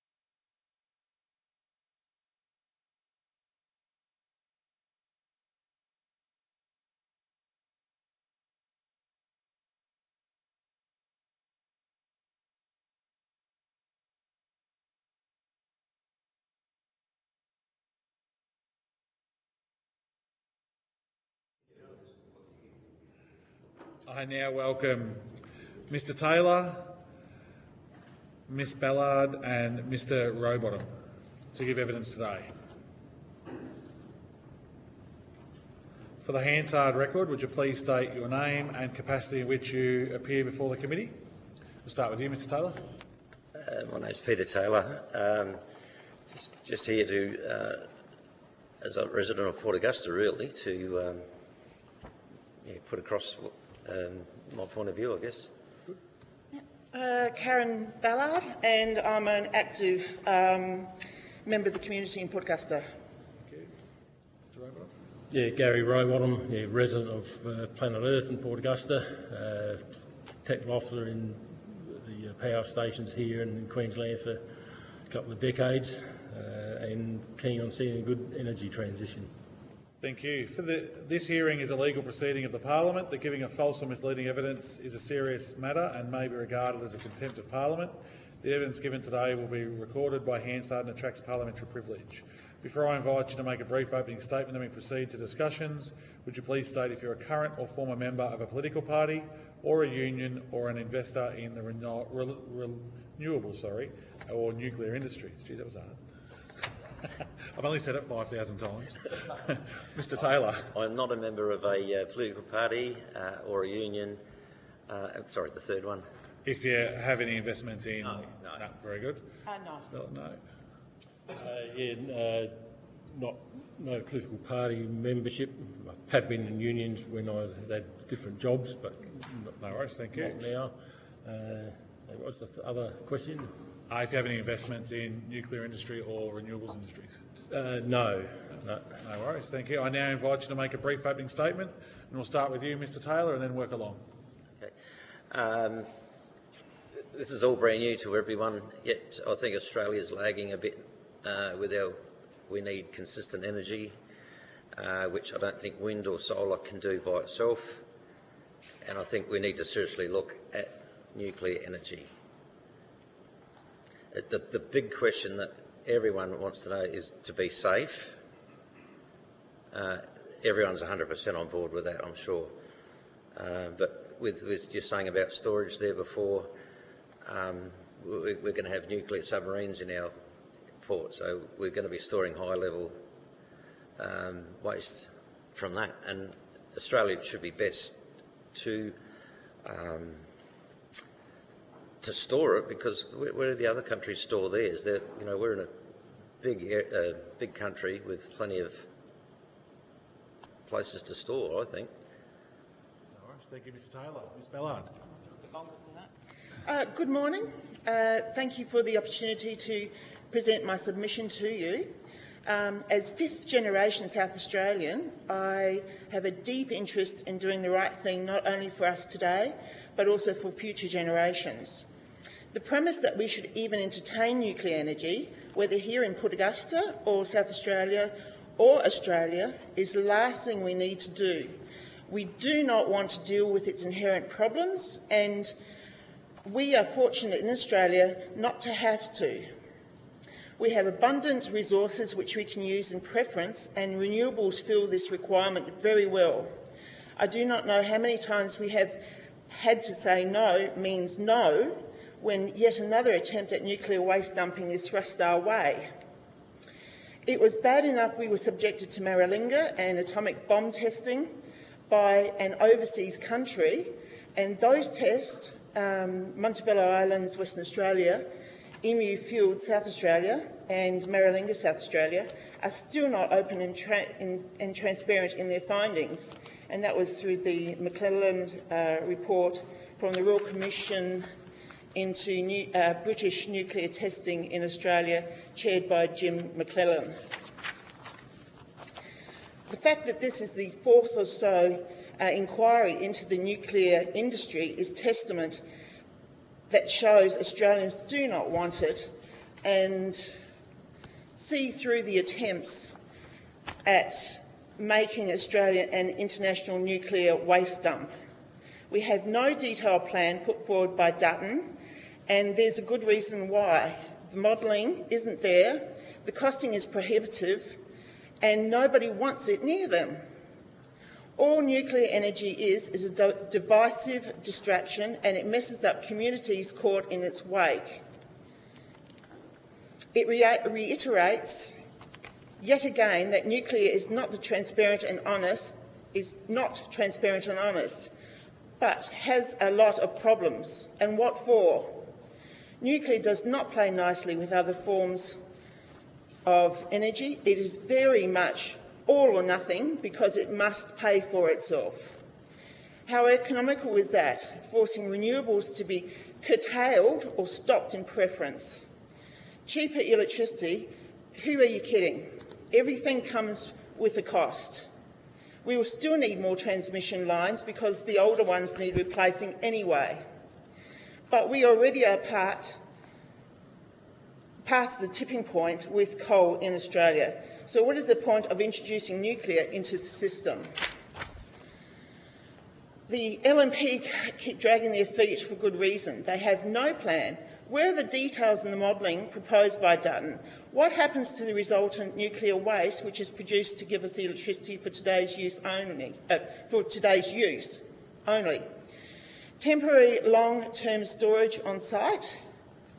SMRs, which aren't even commercially available yet, and by all intents and purposes more expensive and produce more nuclear waste to deal with. What happens when things go pear-shaped? 6 kilometres from Port Augusta, and that's where the old power station was, 6 kilometres from Port Augusta. The 30-kilometre exclusion zone would go through the centre of the universe, as the late Mayor Joy Baluch OAM used to say. It would cripple all transport through Port Augusta, which connects Perth to Sydney, Darwin to Melbourne, Adelaide, and all transport travels through Port Augusta, not to mention a disaster for the inverse estuary, which we are part of, the top of the Gulf, the Spencer Gulf. A mishap through a wind farm or a solar farm is small and containable. A mishap, a black swan event or worse, would ruin us, effectively forever. My submission, which you have, acknowledges the plan we already have, a circular economy, which is in step with the environment and the climate change dilemma we are now facing and have to act now. Not decades away, now. And economically, nuclear makes no sense. What is nuclear but another linear economy like coal, producing yet another form of pollution? It, like coal, should stay in last century as last century's dinosaurs. A circular economy means that all aspects of renewables are reused, repurposed or reusable. This is the plan. Recyclable.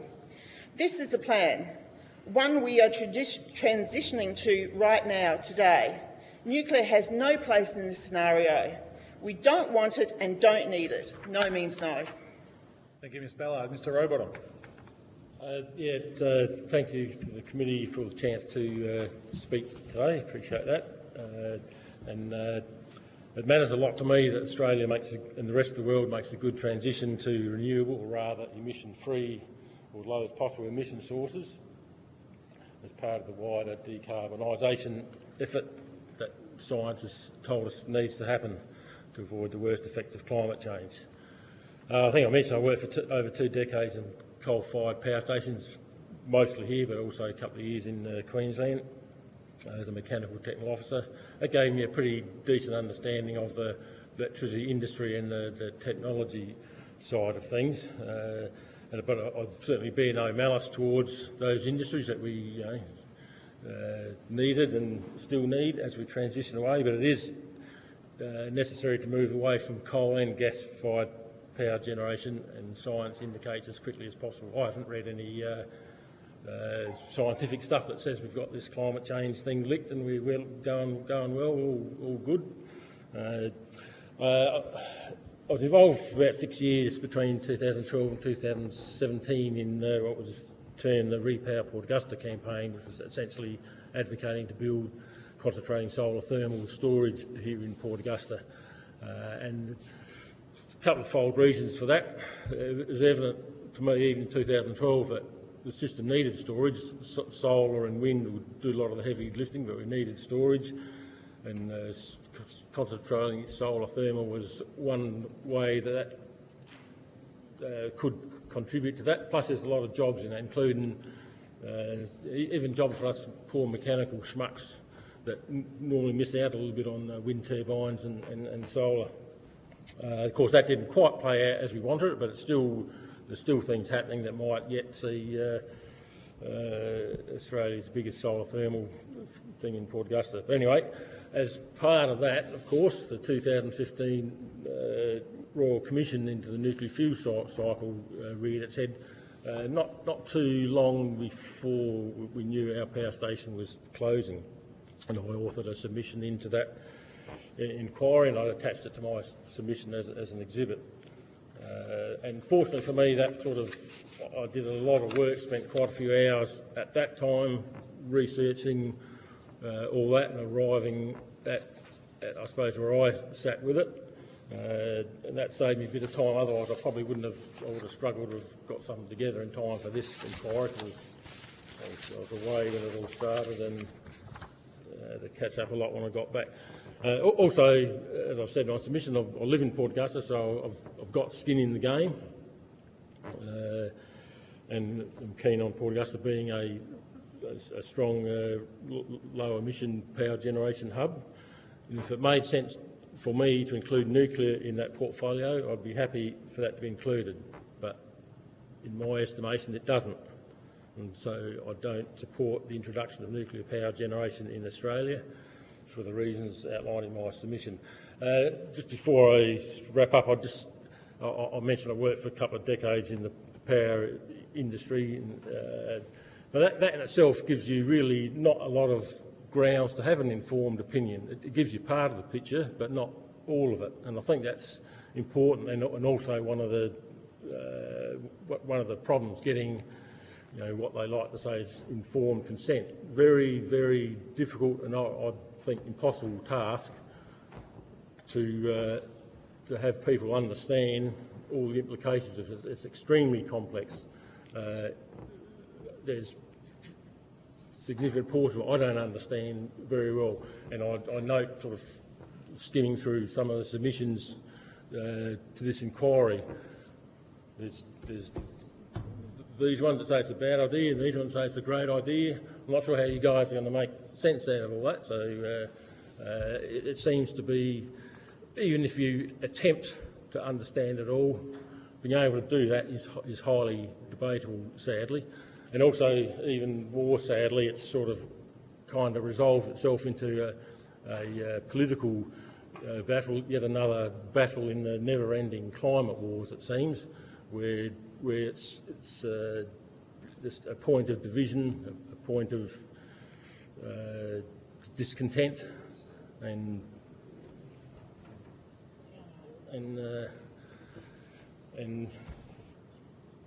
that's rather sad.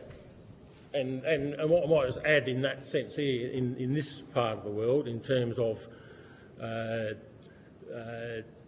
because there's politically here there is no federal Labor candidate emerged, so it's an open slather for the pro-nuclear side to get all the press and all the attention, and that sort of kind of tips the scales unfairly, I think.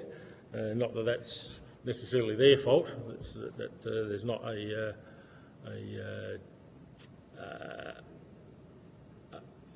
local political voice that can put forward an alternative position. So anyhow, I'll mention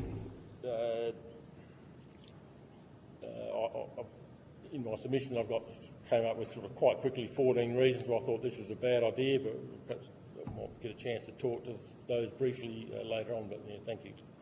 Thank you, Mr. Rowbottom, and thank you all for coming today. I just want to say tradies are cool. I'm a tradie, so Post office. yeah, very good.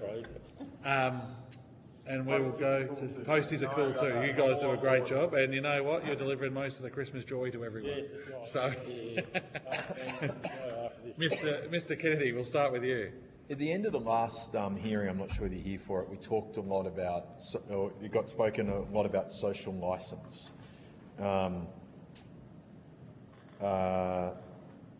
We've been travelling around the country speaking to people about social licence for nuclear, but also social licence for the government's current plans. Could I just, putting aside your own personal views, do you feel like you've been consulted as a community about the government's current plans for renewables, for solar and wind, where those wind farms go, and if so, could you describe the process of that consultation?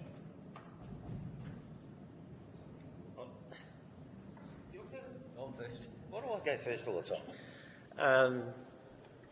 With Gary saying we've got the strong Liberal thing here, both our state members are Labor, so you have got impact from the other side. There's always can be more consulting. You know yourself, telling a story around a room, it changes by the time it gets to the last person, so we need to have it as clear and clean as possible. And there'll always be people that don't understand it, whatever the message you try and get across. I'm sure both your major parties or any party would, find that just to get, like even the yes/no vote last year, it was just a simple yes and a simple no, that it was so confusing what you talk to everyone about. So yes, I'd love to hear a lot more and be more cleaner on it. On about nuclear? Yes. Yeah, and yes. just previously though, the current AEMO ISP, which is government policy, have you been consulted on that? No. Oh, you haven't? No? Ms Ballard? Could I have the question again, please? The current government policy, which is the AEMO ISP, yep, rolling out the current mix, have you been consulted on that plan? No, I've had to seek it out. Yeah. Mr. Rowbottom? Hadn't been asked to weigh into it, though I'm aware, but it's... Can I just say something about this? South Australia has adopted renewable power for 16 years. We've had it right from the go type of thing. I've only got very limited time, if that's okay. I will keep it very short. I wouldn't mind from asking my question. Woe to go. Right? But you're asking, your question was also about renewables and how that was brought out by the current government, was it not? Just whether you'd been consulted and whether the community had been consulted, and if you could describe that process, if you had. No, but it's part of AEMO, and it's the shoestring that we get from top of Queensland all the way down to Port Lincoln. Yep. No, I just wanted that on the record because we talked about it around nuclear. I just wanted to understand it around the previous program. Thank you. Just one other thing, Mrs. Ballard. I think you said in your opening statement that the Coalition would be looking to stop renewable rollout. I'd just like to, the Shadow Energy Minister yesterday, or the day before yesterday, put it on the record that the Coalition would not look to stop renewable energy and nuclear would look to complement it. So I just want to correct the record there. Yeah, well, that's not how it came out in the newspapers, there's a lot of people in media pushing a lot of different agendas, but I just wanted to let you, the Shadow Minister said that just 2 days ago in our hearing. The other thing, I think we talked about cost, and you talked about the cost of the grid. Were you aware the US Department of Energy, and the US nuclear is bipartisan, both sides are looking to triple nuclear capacity by 2050. The US Department of Energy just recently looked at California, a state that has, on the Pacific Ocean, lots of wind, lots of sunshine as well, and they modelled two scenarios.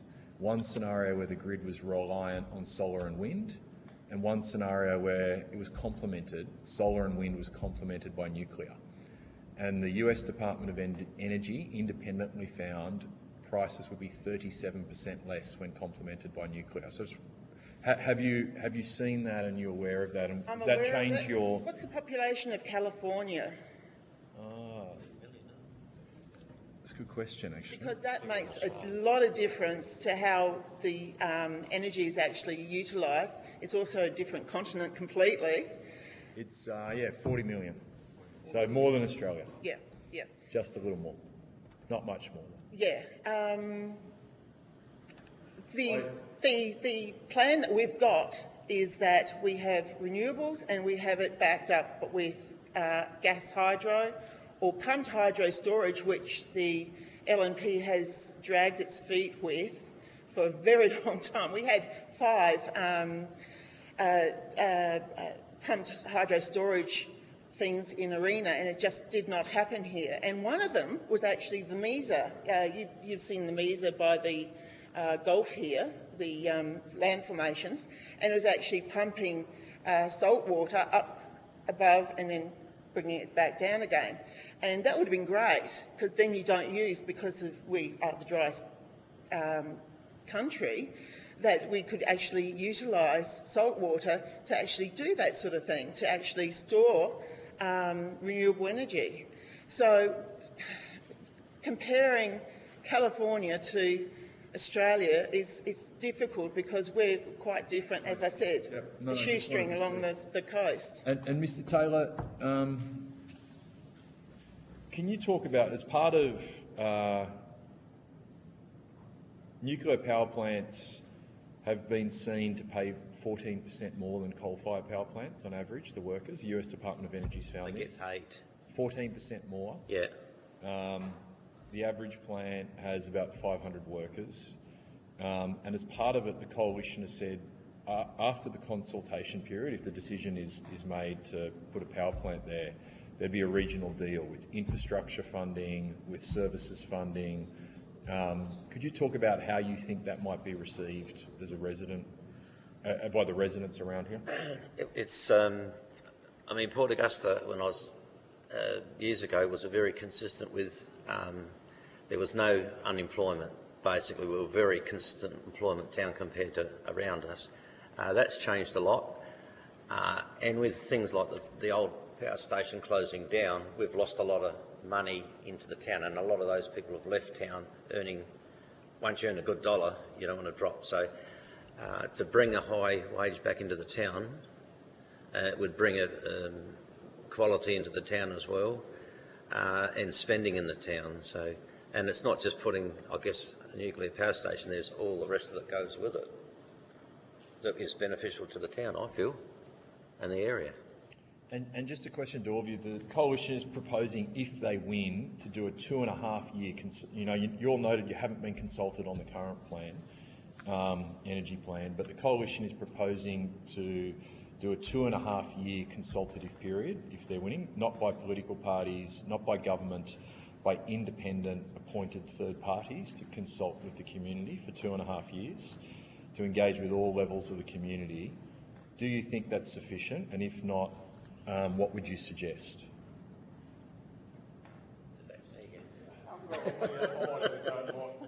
Back to you got bypassed. I think in terms of the overall consultation about the plans, could certainly be better. Even not this inquiry.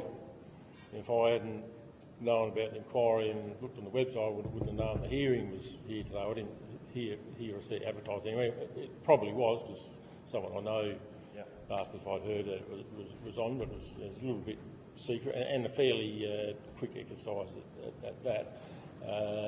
In terms of the 2.5 years, it could be enough.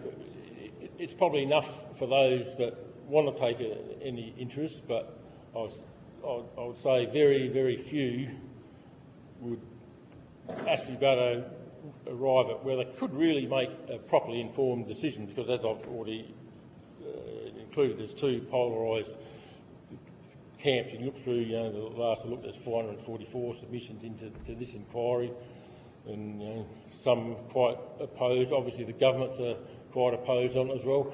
You say it's cheaper, other side says it's not. Can you deny that Hinkley Point C, Flamanville, Ocolalutio and Vocala 3 weren't wildly expensive? Good I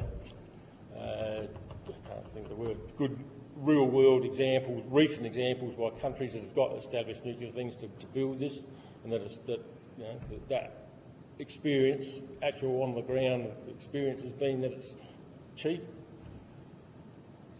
That's a question. Look, you can cherry pick a lot of infrastructure projects that run over time and, excuse me, I'm answering a question, run over time and over budget. If you look at South Korea, one of our neighbours, they consistently deliver on time and under budget and have for a period of 50, 60 years. So you can cherry pick lots of renewable projects. Snowy Hydro right now is running 4 to 5 times, potentially up to 6 times over budget. So there's a lot, it's quite easy to cherry pick individual projects.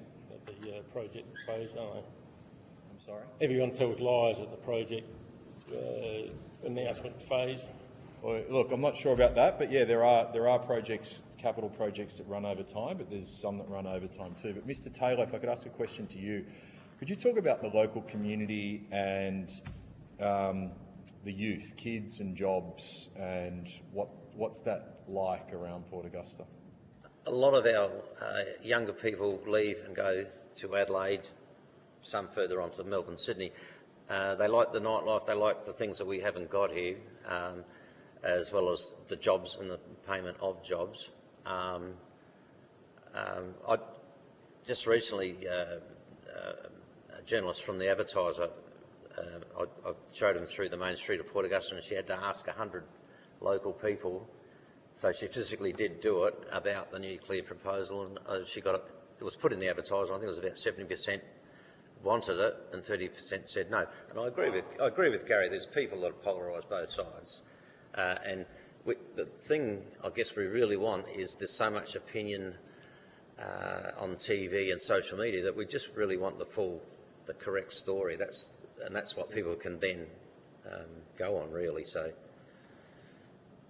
And do you believe a 2.5 year period would be a long enough period for people to get the full story and make up their minds? Well, I hope so. I hope it would be, yes, yeah. Okay. Can I answer as well for that question? Sure.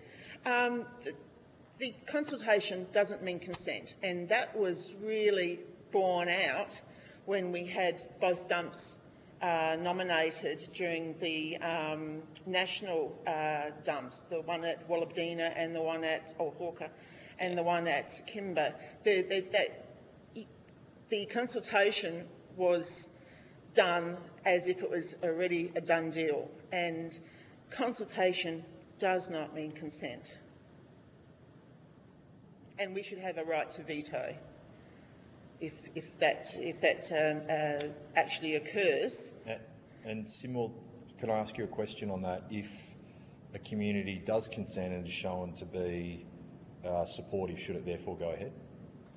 Depends on what the split is. You have to actually put your goalposts. But if the community, just to use the same logic, it's just an honest question, if the community says, yes, we want this here, should it then go there by a majority? Or is it only if they say no?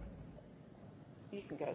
I say no, because something might be popular but not necessarily prudent. That was one of my points in my... We should be able to say no, but we can't say yes. Is that the evidence? If you say yes, you shouldn't necessarily get it either. It needs to be the right thing to do. That's what we pay you guys for, actually. That's right.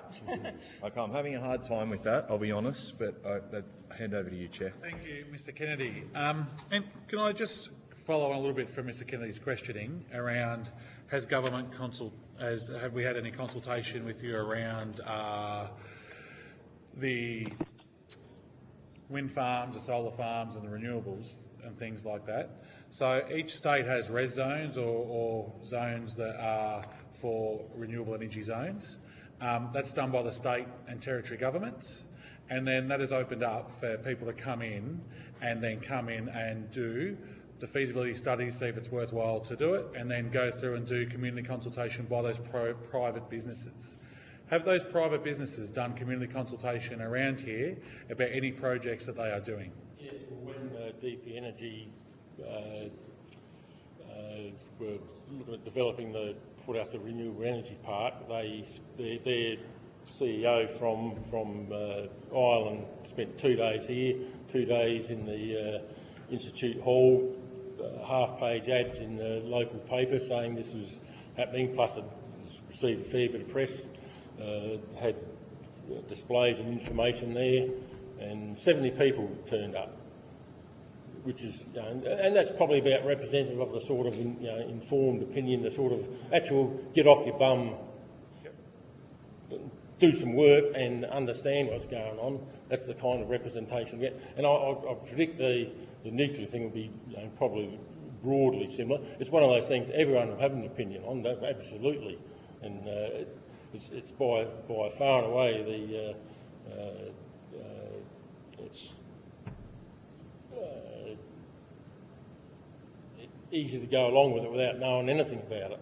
And the reason why I bring this up is because the federal government doesn't run these operations, where in the opposition's case, if they get into government, they will be the one that runs these power stations, and that is why they need to do the 2.5-year community consultation period and their feasibility studies and everything in between that. Do you think that's acceptable? And do you think other companies, other private companies, are doing the same thing right now around this area with renewables? It's been 2.5 years doing it, but I think 2.5 years is reasonable, provided that, as Karen said, I think someone said, the quality of the consultations important, needs to sort of... one thing that's really irked me since sort of this inquiry arose and there's submissions there is that disparity of information. It's there. No, it's not. There can't be two right answers to that. Get the right answers, put them out there. There were back in the 2015 Nuclear Royal Commission, and that was a. We've already consulted on that. That was a 2-year, $7 million process. Yep. What did that conclude about the nuclear power, which was one of the 4 streams that asked? And what has substantially changed since then? Yep. Has it got cheaper? Has it got quicker to build? No, I don't think so. But that's what I would say. But the 2.5 years, I think, is provided the quality of it's there and that it looks fairly across the thing it is. There'll still be the majority of people who sit in whatever camp they already sit in for whatever reasons it is. Just 2 more quick questions. Mr Taylor, you spoke about employees being employed in a nuclear power station here. Do you know how many people are employed in a SMR facility? In what, sorry? In a small modular reactor facility? Do you know I have no idea, no. No. And do you think it's acceptable that the Coalition have put out a policy that have just named 7 sites around Australia that are going to have nuclear reactors where we don't have any information on? We don't know what size units they're doing, we don't know what units they're doing, we don't know how many reactors they're doing, we don't know how long they're going to take, and we don't know how much they're going to cost. Do you think it's acceptable that we've had to wait over 6 months to get this information? It's not something you get straight away, and it's something you just want to pile up the information. It's not. There's so much more to it than just saying yes, we're going to have nuclear. No, we're not going to have nuclear, really. So the more information we get, and the right information, is very important. So and the reason why I asked that question is because you've said about this. The whole thing about this is having the right information. Yes. Right now we have no information. Yes. Yeah, not a single bit of information apart from 7 sites. Yeah. I mean, I believe the sites. I know our site was picked purely because it was the old power station site, and it's on part of the grid.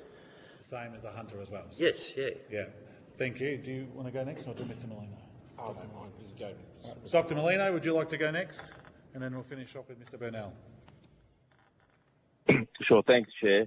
So I just had a question following up from something that Ms. Ballard and Mr. Rowbottom said about the importance of maintaining momentum in our current moves towards lowering emissions and the risks of delay. One of the issues that has been raised is that when you look at large projects in economies that are quite similar to ours in terms of regulatory setup, in terms of environmental regulation, in terms of workforce, that we've seen a number of projects like Hinkley in the UK, Vogtle in Georgia, where construction times have blown out significantly, sometimes to 15 years. And that's in countries which have a history of rolling out nuclear. We'd be starting from scratch. So I'm just wondering, what do you see as some of the risks if something like that happened here in terms of delaying needed action to reduce our emissions?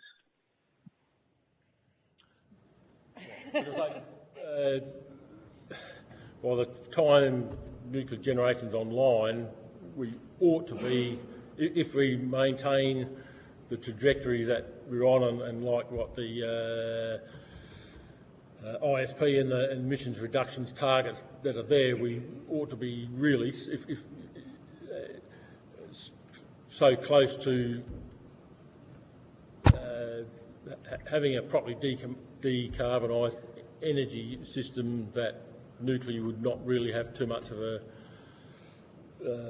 a space to fit into. And the risk is that it is very much that it will cost a lot more and take a lot longer than has been said, and it will hinder, the whole question will hinder investment in renewables. It's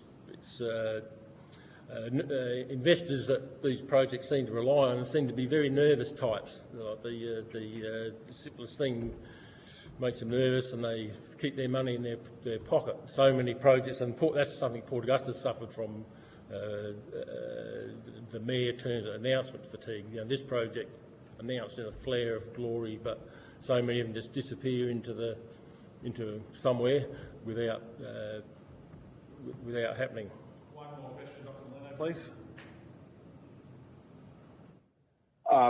Well, and just following up on that point you made about the risk of the nuclear rollout having a negative impact on investors' willingness to invest in gas. South Australia has been a good example of progress on renewables. Sorry, on renewables, not gas. So could you just spell that out a bit? Do you think that if nuclear was to be focused on in the way that we're talking about, and that would, long consultation processes and potentially long rollout, it might imperil progress we've been making on renewables?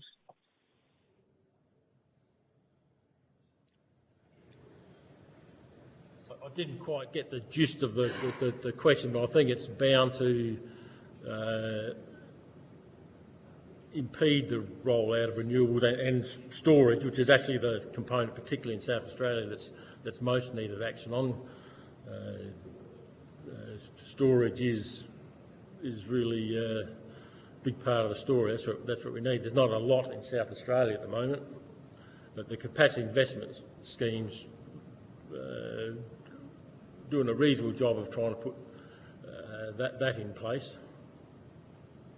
Thank you, Dr. Molino. Mr. Burnell. Yeah, thanks. Chair, and thank you all for providing evidence today. I note Mr. Kennedy likes to compare apples with oranges or apples or something. So I just thought I would, whilst I was waiting, just do a quick comparison with California, because it's quite the subject matter today. And I'm not sure if you're aware, but California's got a land mass of 423,970 square kilometres. Australia, 7,741,000 square kilometres. We have a population of 26.64 million, and California has a population of 39.13 million. So roughly 13 million more people than we do in a land mass that's 18 times smaller than Australia, just to put it into comparison on an apples for apples basis. So the density per square kilometre is a lot higher than it is here in Australia when you're talking about population. I am very interested to talk about jobs, because I think it is an important... Is there a question there, Mr. Burnell? Are you making statements? I'm getting to a question right now, Mr. Kennedy. Thank you. I am interested to get to the point on jobs. When we look at the LNP policy, it clearly states that it's a small modular reactor for the Port Augusta area. And we haven't seen one of those reactors come online in the Western world in the last 24 years. So it's been talked about since around 2000. There's been several projects undertaken. Are we providing the right expectation for local communities to expect jobs at power plants with a type of reactor that's not in commercial availability in the Western world right now? How can you answer that if you haven't got a model? It's not commercially available yet, so we haven't got anything from the LNP. We've got no modelling and no plan. It's just not there. So how can you answer about jobs and things for something that's not there? Certainly won't be 500 jobs for a small modular reactor.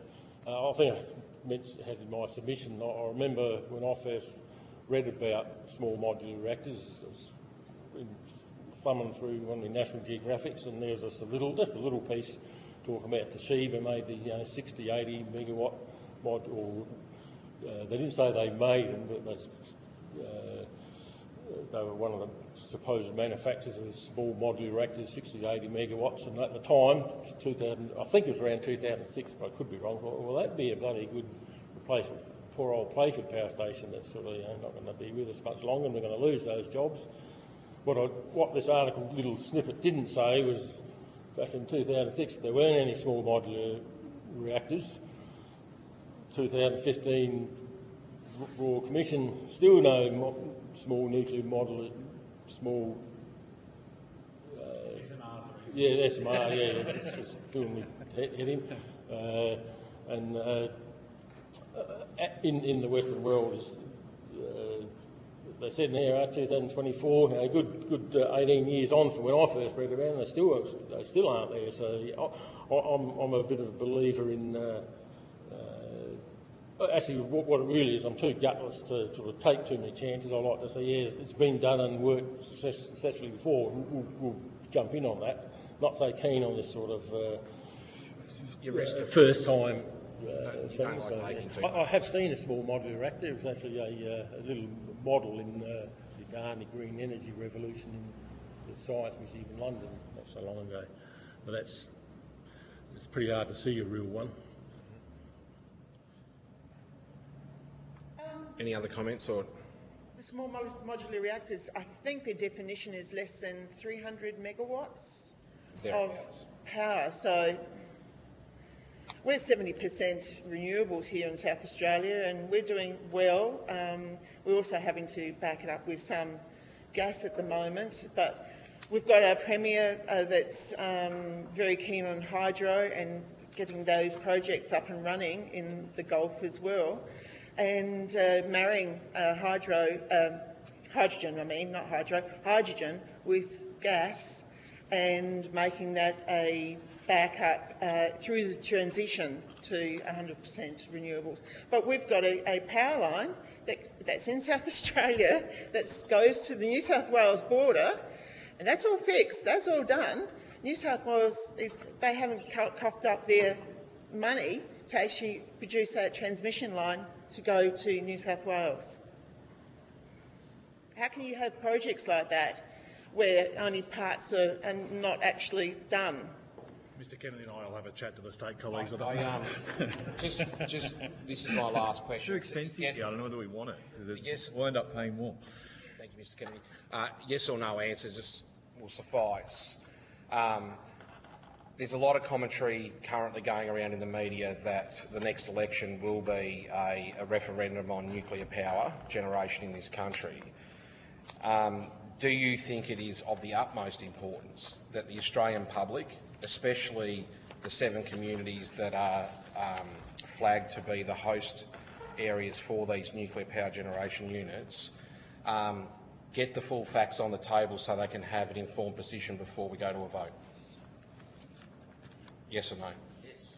Yes? Yes. Yes, but it won't happen. You won't be able to make this number of people understand. There will be bias in it. But that's right. Well, I'll live with hope. Thank you. Thank you, Mr Burnell, and thank you for your time today, guys. If you've been asked to provide any additional information, including questions or notice, please forward it to the Secretariat by Friday the 20th of December 2024. Please note that responses to questions or notice will be published on the website as submissions to the inquiry.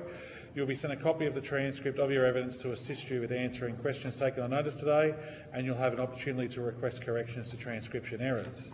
I would like to thank all the witnesses for appearing today, everybody out in the gallery. It's been great. The federal member for here, Mr Rowan Ramsey, thank you very much for appearing. I'd like to thank Hansard for what they're about to do, broadcasting for everything they've done, and the Secretariats for all the hard work they put into making these events actually happen. So thank you very much, and thank you to all the committee members that were present as well, and online. Thank you. I declare the meeting closed. Thank you, Chair. Would we be able to just have...